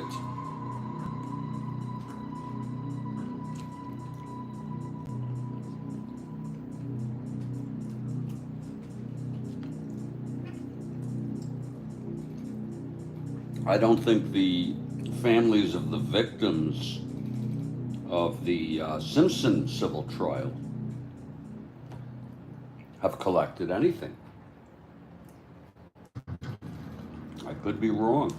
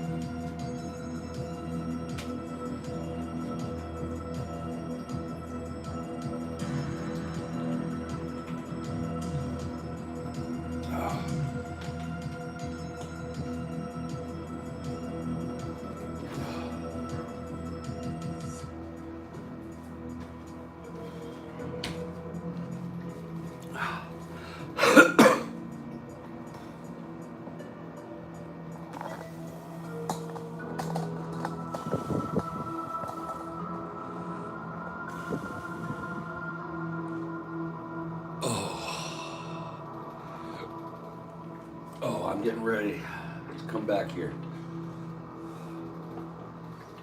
Oh.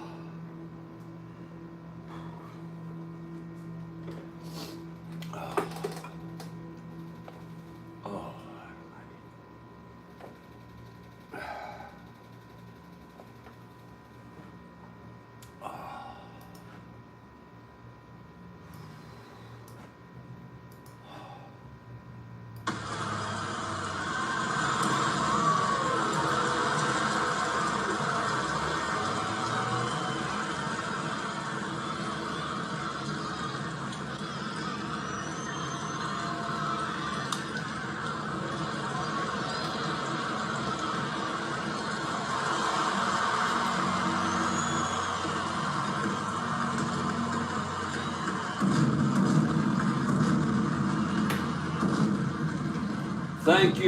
Thank you very much. Back here at the Strat-O-Matic Sports Network.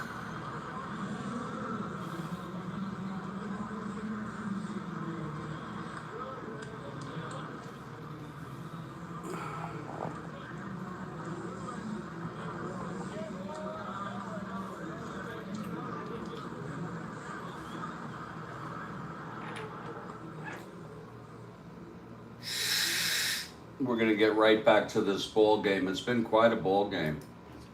I don't know if you like to follow Strat-O-Matic games. I hope you enjoy my replay.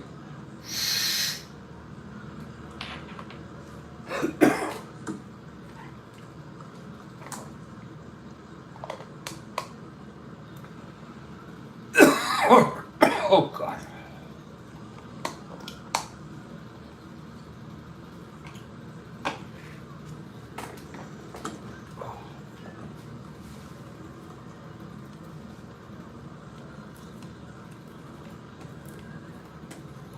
It is a 1-0 ball game.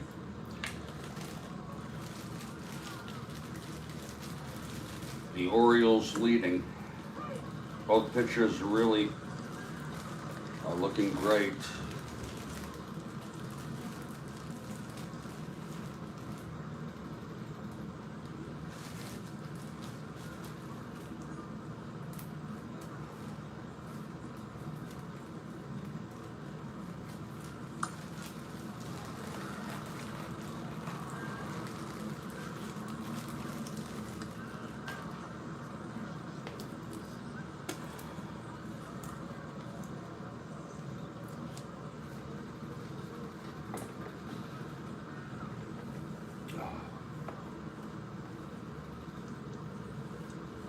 Oh.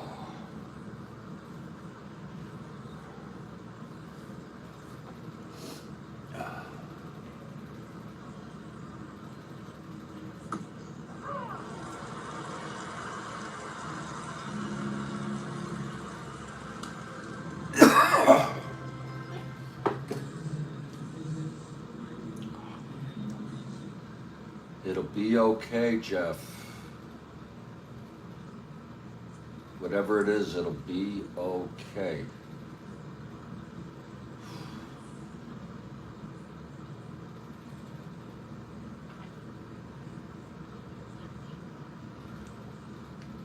Whatever it is, it'll be okay.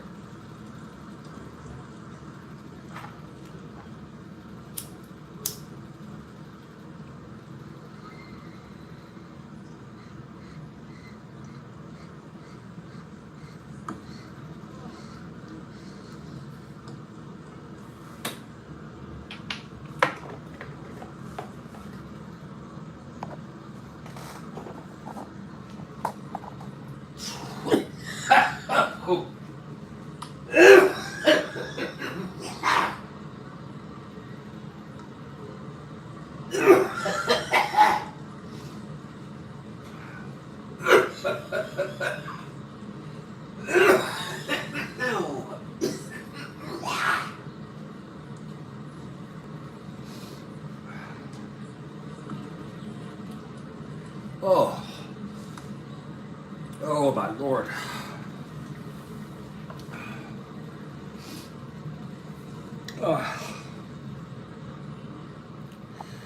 Well,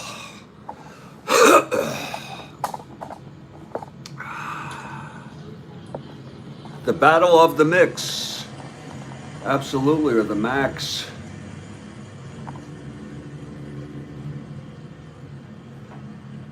In the Motor City, indeed. It's a great battle. And McLain comes out for his 7th inning. Who knows? This one may go right down to the wire. Top of the 7th, John Powell will lead it off facing McLain. McLain has allowed 1 run in 6 innings. Here's McLain.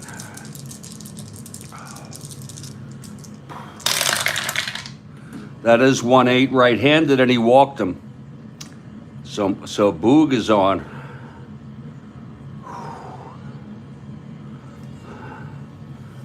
And here comes Brooks Robinson.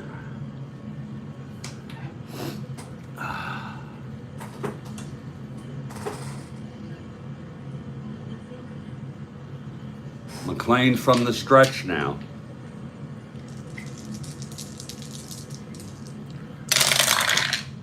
.210 right-handed, lines it to short, caught by Gutierrez. 1 away.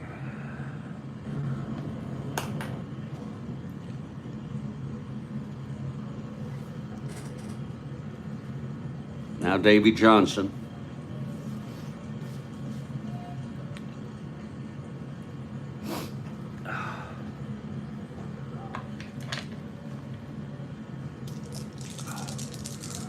McLain from the stretch. That is 1-5. Right-handed, walked him. So he's walked 2 now. Can't put everybody on base. His first endurance is the 9th. And here comes Elrod.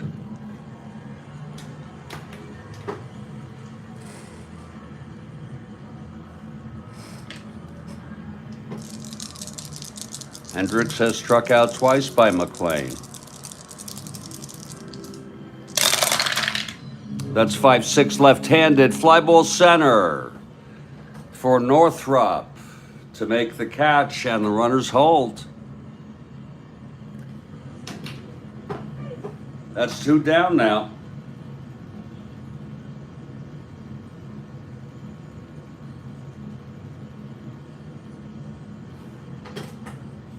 And Mark Belanger in a clutch situation.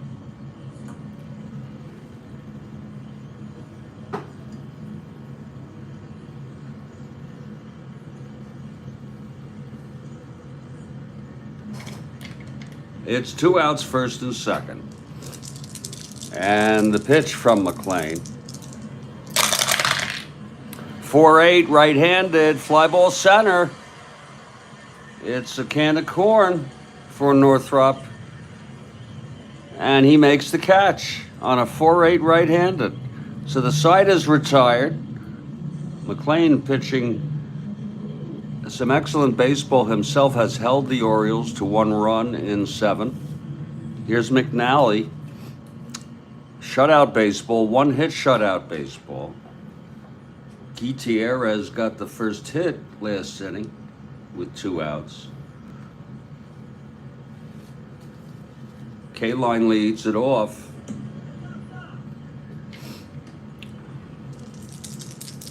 McNally. That's 4-3 right-handed. It's going to be a fly to right X.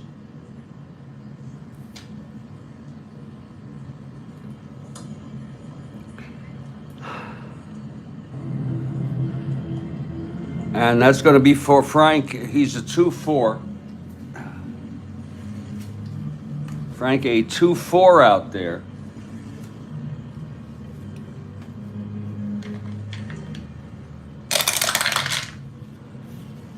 (16-2). F3's a 4.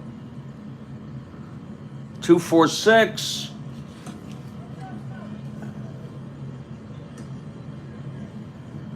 It's going to be a clean F3. And Robinson is going to get under that and make that catch. 1 down.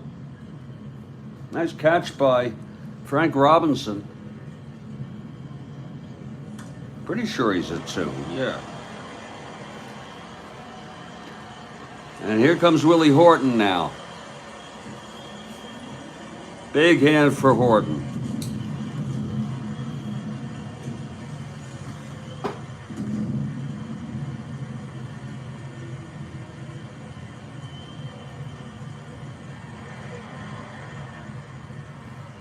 McNally gets the sign from Elrod.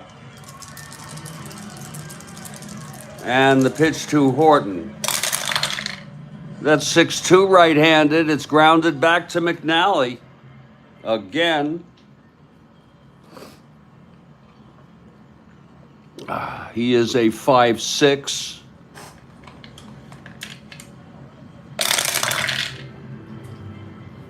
It's going to be a 25 and on a 6. G1. E6, 11. He's going to throw him out. And that is his, well, that's his 4th assist today. Been kind of getting a few ground balls there. Here's Wirt now. 2 outs, nobody on.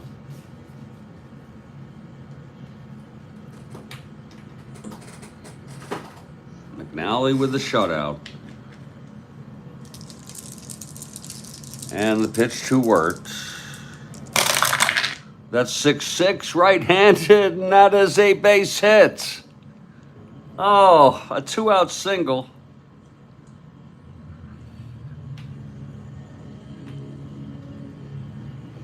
Word on first with 2 down now. It's only the second hit allowed by McNally. And here comes Northrop.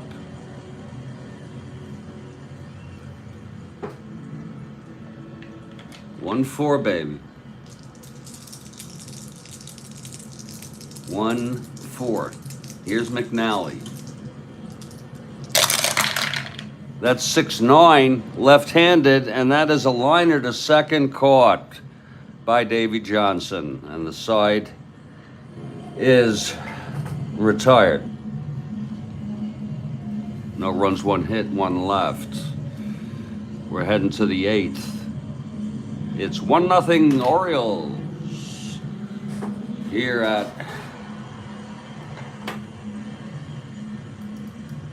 Tiger Stadium.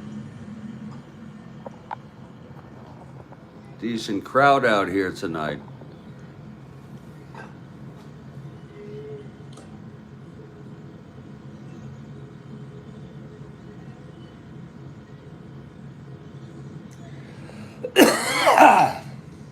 Christ almighty.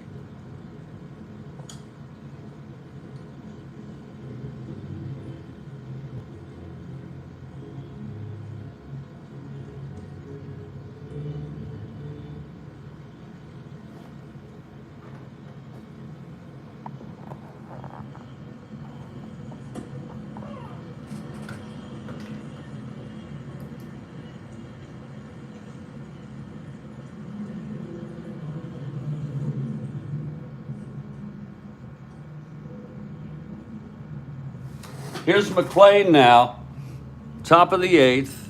McNally will lead it off here. Watch out with that end power he's got. Maybe it's just a superstition, but here's McNally. It's 1-0 Orioles. Top of the 8th. McLain. 6-10. McNally right-handed. Fly ball center X. Whoa. Northrop 3-6.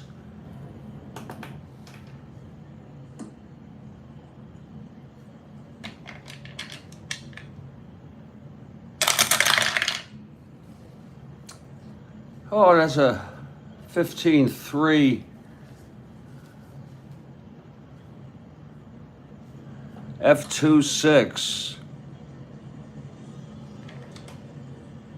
F2-6, 9-11.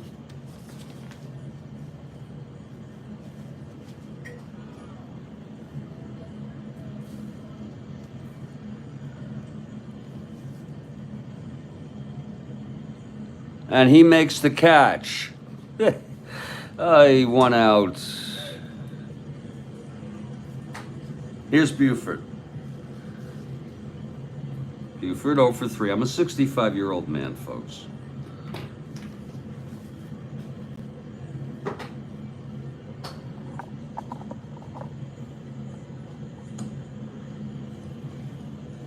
McNally is out. Here's Buford now. McLain's first endurance, 9th inning. Pitch to Buford. That's 1-9 right-handed, and he flies it to right for Tresh. 2 down. And Paul Blair.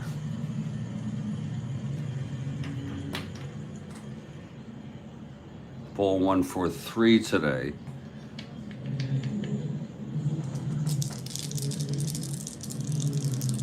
McLain, and the pitch to Blair. That is 2-8, right-handed. Pops it up to second for Ike. Ike Brown makes the catch. A lot of action there for Ike today. Out at second, and the side is retired. So middle of the 8th. Tigers have not gotten anything off McNally to score on. They're going to have to hit him to win. They need, you know.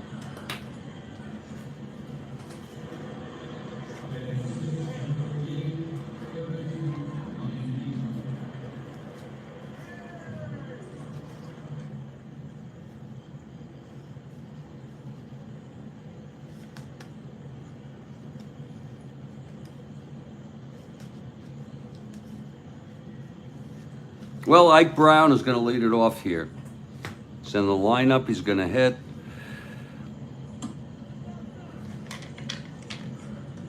Not a great lineup today. Here's the pitch from McNally.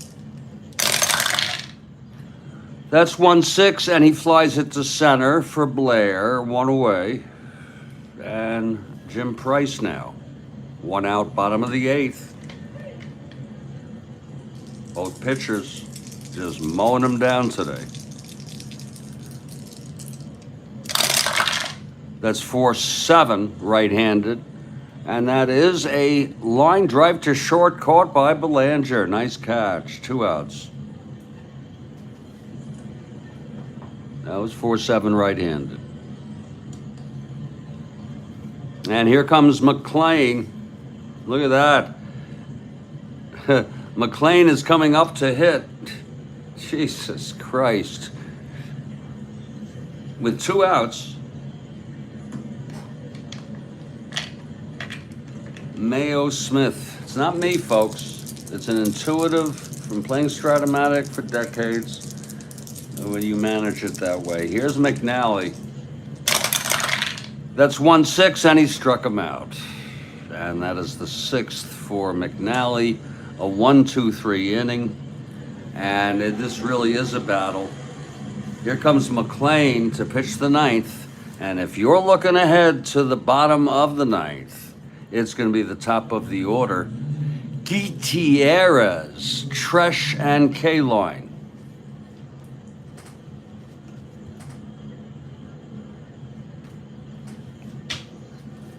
And McLain trying to keep the Tigers in this ball game. Here's Frank Robinson now. It'll be Robinson, Powell, and Robinson.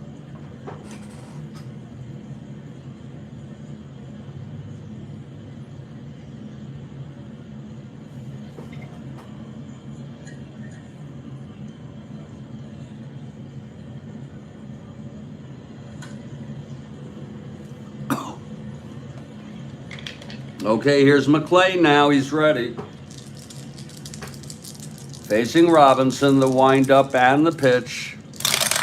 Starting his 9th inning, 6-5 right-handed. Hit well to left. Back to the wall is Horton, and he makes the catch. It was hit very, very well. But not quite well enough. Frank Robinson, a long out to left. It was a 6-5 right-handed and home run 1-5. And it was a 14, as you can see. And here comes Big John Powell. Boom, boom, 1 for 2 today. The single and a walk. He also grounded to first. Anybody here looking ahead to the bottom of the 9th for Gutierrez, Tresh, and K-Line? Anybody at all?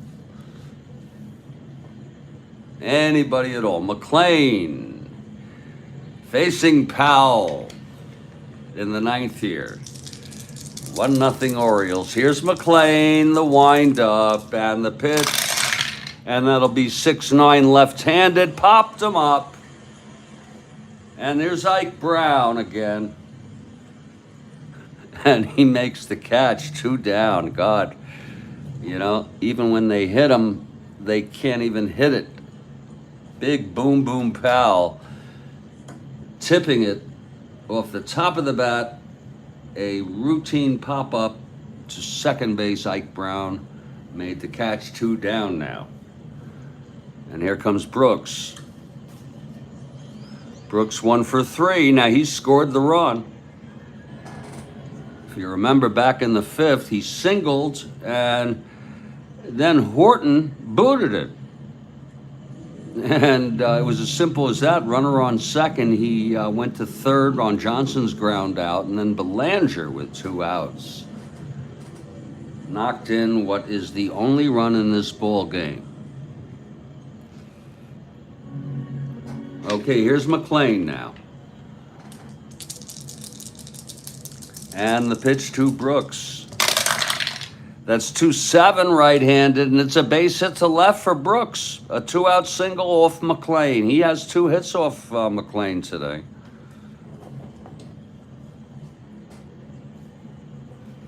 That'll bring up Davy Johnson.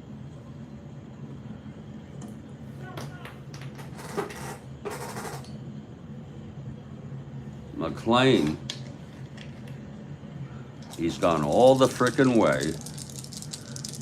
And the pitch to Johnson. That is 6-10 right-handed. Fly ball center X. Whoa.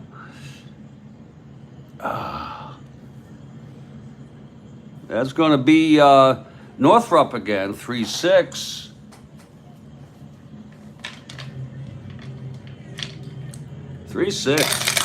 Woo!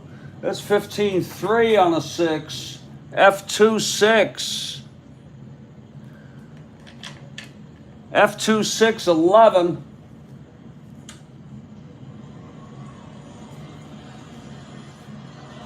It's going to be a clean F2. I think he's going to catch this. Northrop coming around. And he makes the catch. Oh, nice catch by Northrop. And we're and we're heading to the bottom of the 9th. Oh, Lord. Fasten your seatbelts, folks.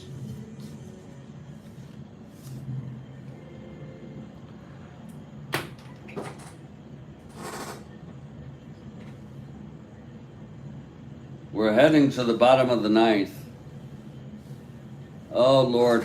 Here we go. Kathy Horton says, here we go. Dave McNally. It is a 2-hit shutout.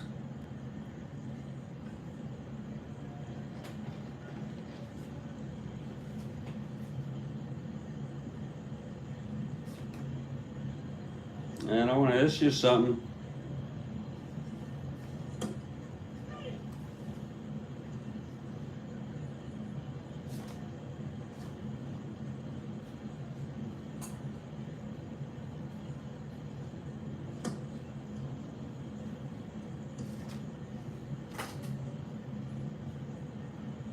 Seems there's gonna be a hitter for Gutierrez.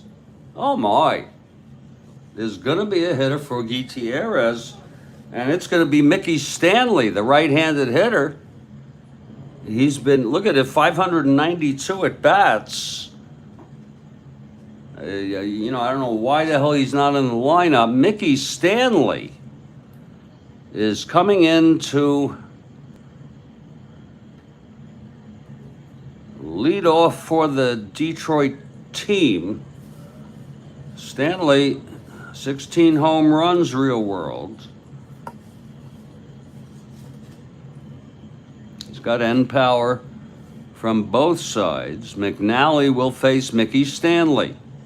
And in the chance that the Tigers tie this game but don't win it, Mickey Stanley will play shortstop. Mayo Smith using Stanley here.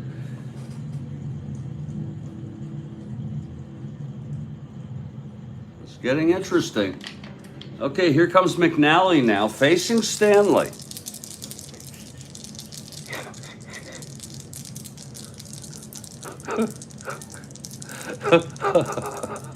The windup by McNally and the pitch to Stanley.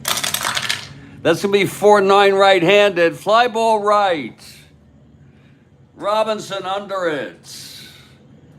And Stanley flies out.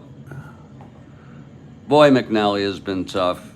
Lord, he's been almost unhittable.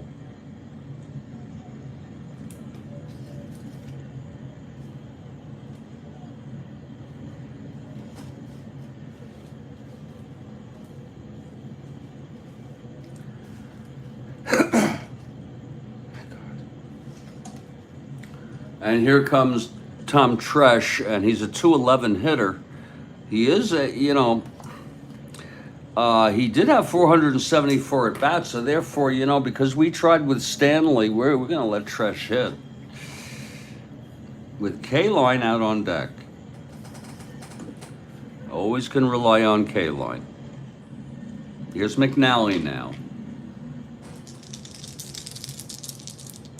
And the pitch to Tresh. That's going to be 3-2 left-handed. Hit him! Whoa, he hit him. Oh, my. He says he's all right. He was hit by a pitch, and we know McNally would not want to do that. So Tresh takes first. He's 1-14. He's the tying run. Here's Al K-line now. Willie Horton on deck here, 1 out. A little gift there from McNally. One got away from him. Hit Tresh and the upper thigh on the other side, not the side where his groin is, but the other side, hit right there. And that smarts, but that's the way it goes. It's Tresh on first, 1 down. K-line at the plate. McNally working from the stretch now. And the pitch to K-line. That's going to be 1-9 left-handed. Oh, he chops it to second.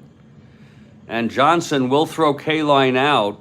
Tresh, though, goes to second on the play. And we have a Willie Horton situation. That was a 1-9 ground ball second advance. You all know that. That's going to be first. That's going to be 2 outs now. And we have a Willie Horton situation underway here at Tiger Stadium.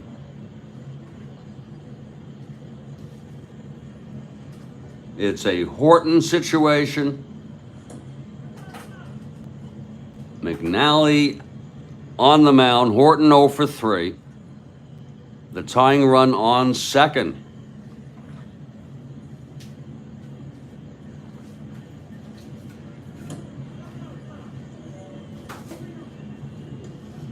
Okay, McNally looks in. He's working from a stretch.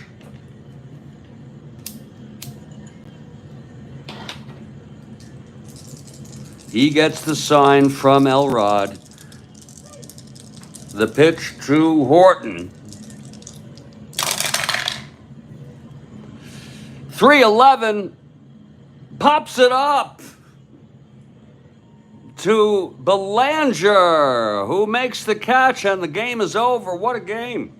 What a freaking game. God, this McNally, though, you got to say, what a great game pitched by McLain. The final score, and it's a very nice one of those lovely 1-0 ball games. Baltimore Orioles 1, Detroit Tigers 0.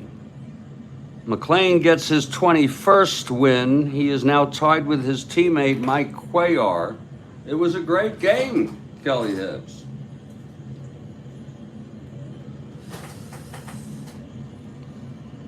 Pitched 9 innings, 2 hits. He walked 2, hit 1, and struck out 6 in a shutout. In a complete game shutout.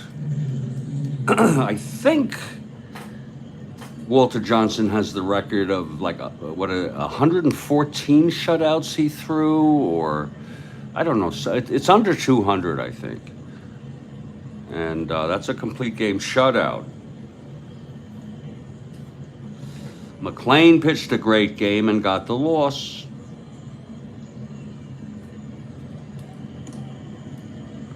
McLain allowed 4 hits.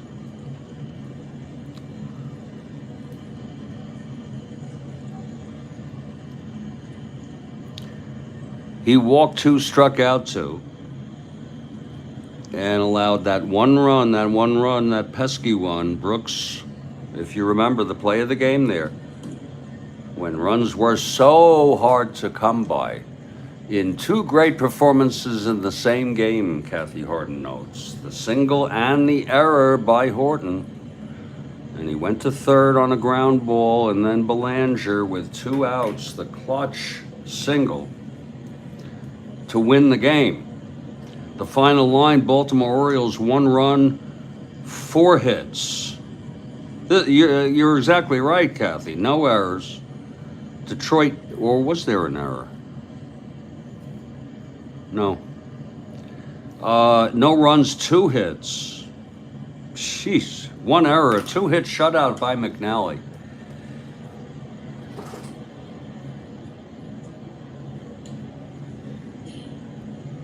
And that does it for us here in Studio B in Fort Lauderdale, Florida.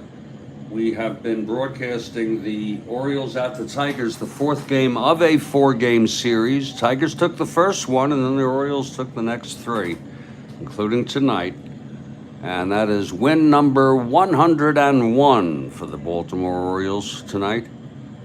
And I think they have clinched for a tie in the American League East. Literally clinched for a tie. I think 2 more wins and they 2 more wins and any combination of 2 wins and 1 loss by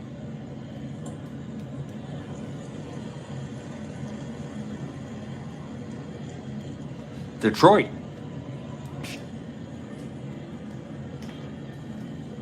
Thank you, Mike. I'm glad you enjoyed the game. Thank you. I actually forgot about my problems for a few minutes. Oh, it's a very nice game, and what you would hope both of them pitched so good. And McLain, look how tough McLain was. And that's just the way it goes. It's a 1-run game.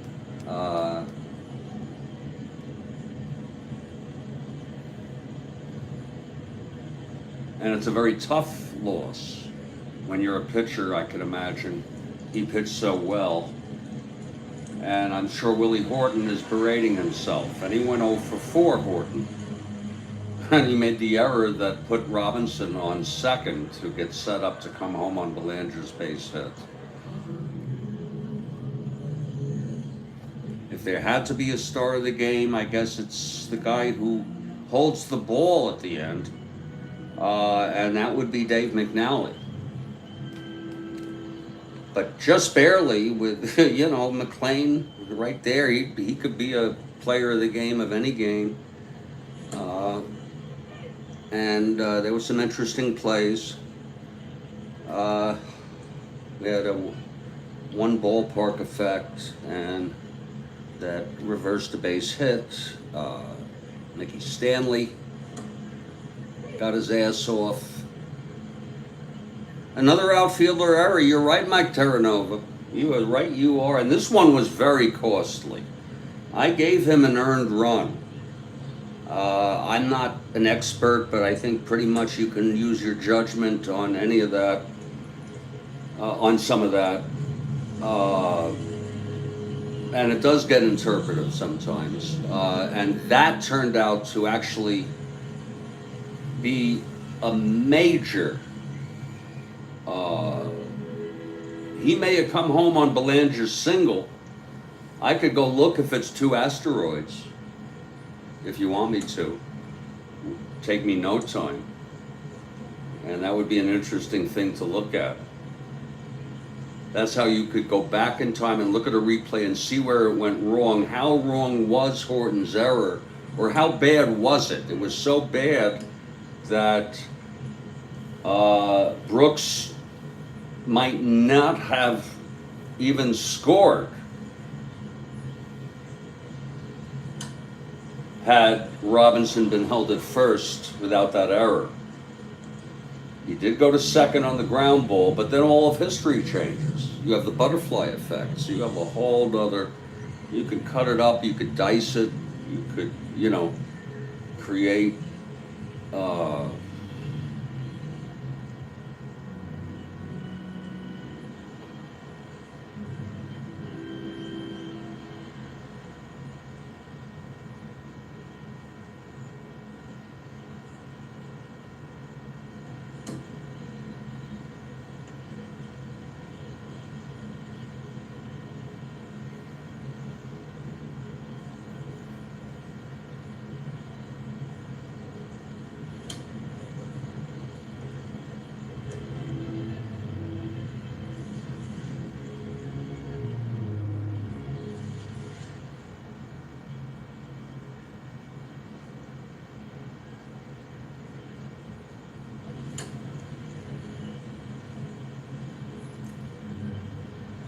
Yeah, he went to third, Mike.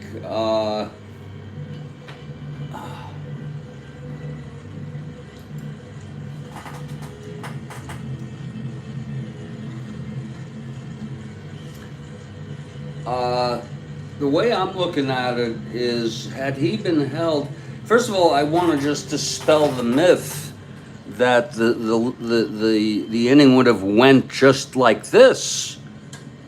If it was a single and no error, and he was on first base, just the way my hands react and my mind, it would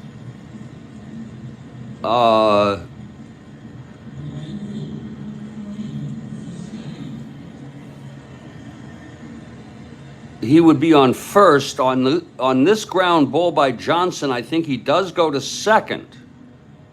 The question then is, this could be a single one asterisk, and therefore he ends up at third and the side is retired. But if it's two asteroids or none, we're going to want to look at that to see how bad. But I'm not into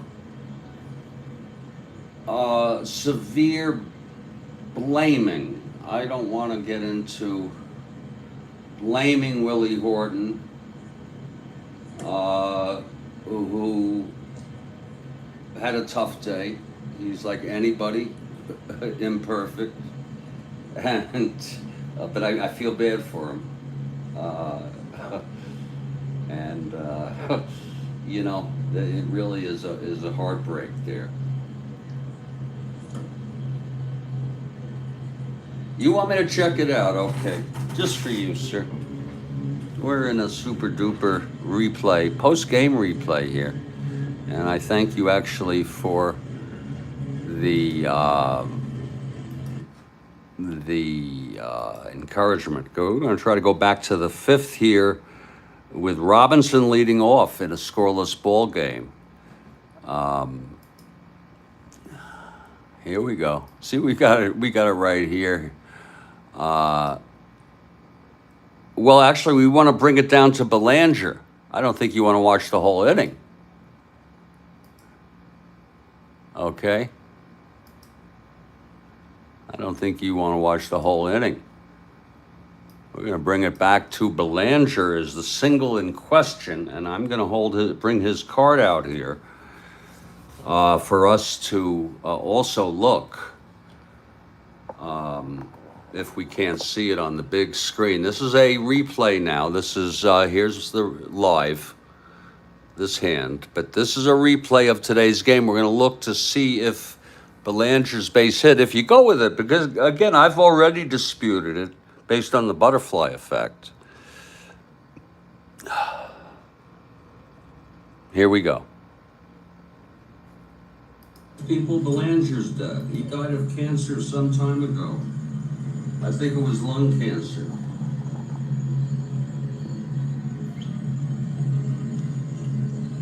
It's 2 outs and Robinson on third. A situation here for Belanger. And Rick DeBar says that Ruth definitely burned the candle at both ends. Oh, yeah. Lord.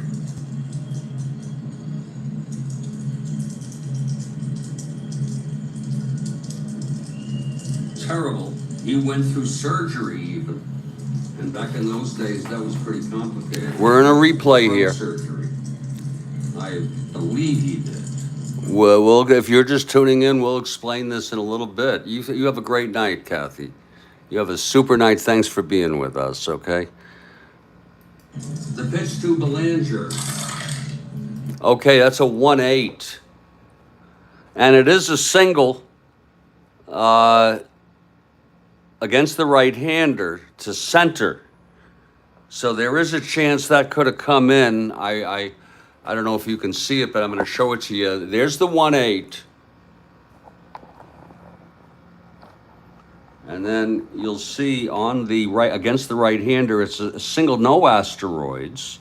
So that would have sent Robinson to third with the ability to stretch it. He is slow. He's a 1-10. Can you believe that? But there are 2 outs. And this would be against the Northrop -1. He's 1-9. There's 2 outs, 1-10, 1-12, -1, 1-11, and I would have went for it.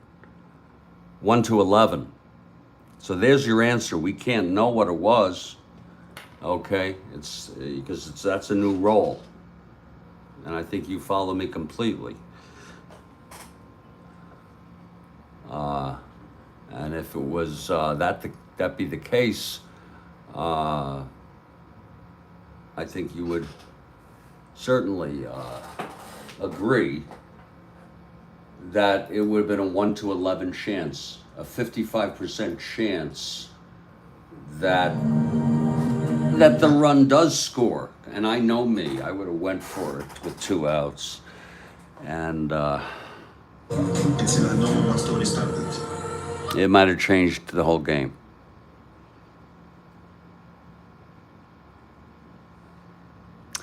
Here's a guy whose kid got shot to death at Sandy Hook.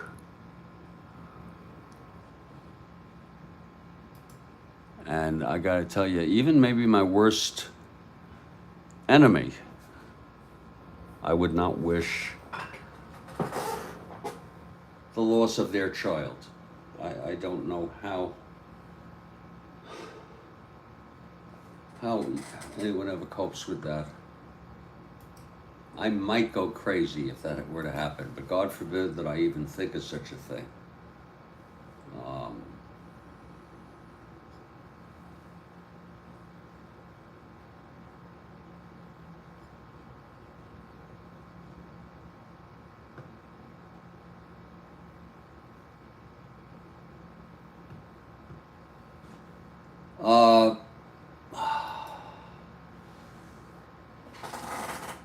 Let's see what you say. You would have also sent him home. Absolutely. But it really was an amazing game, how they go like that. Sometimes you get a pitcher's game like this, a 1-0 game, and it's really something. And I enjoyed it. And it even had some suspense with McNally hitting Tresh. And, oh shit. Oh, here it is. Hitting Tresh, and then him going to second on a ground ball, and then Horton coming up to redeem himself. Okay, this was a chance for redemption. And he popped to short.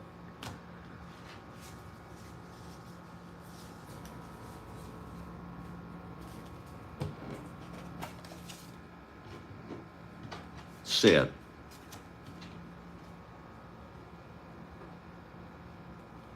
You know what's really a strange story, folks? I want to tell you the story of Eddie Waitkus. There was a woman, and I think she had a mental illness, and she shot him. I think he might have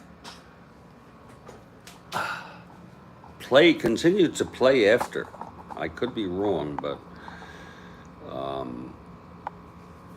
and she went to a psychiatric hospital, and they met. She was crazy, I think. She had a whole shrine at home, literally a shrine, about him. It can happen if, you know, it's based on sort of an erotic delusion. And in fact, some of you may know that the Bernard Malamud novel and then the film, The Natural, he admitted to getting the idea of Waitkus. Of course, they made the story even more intense.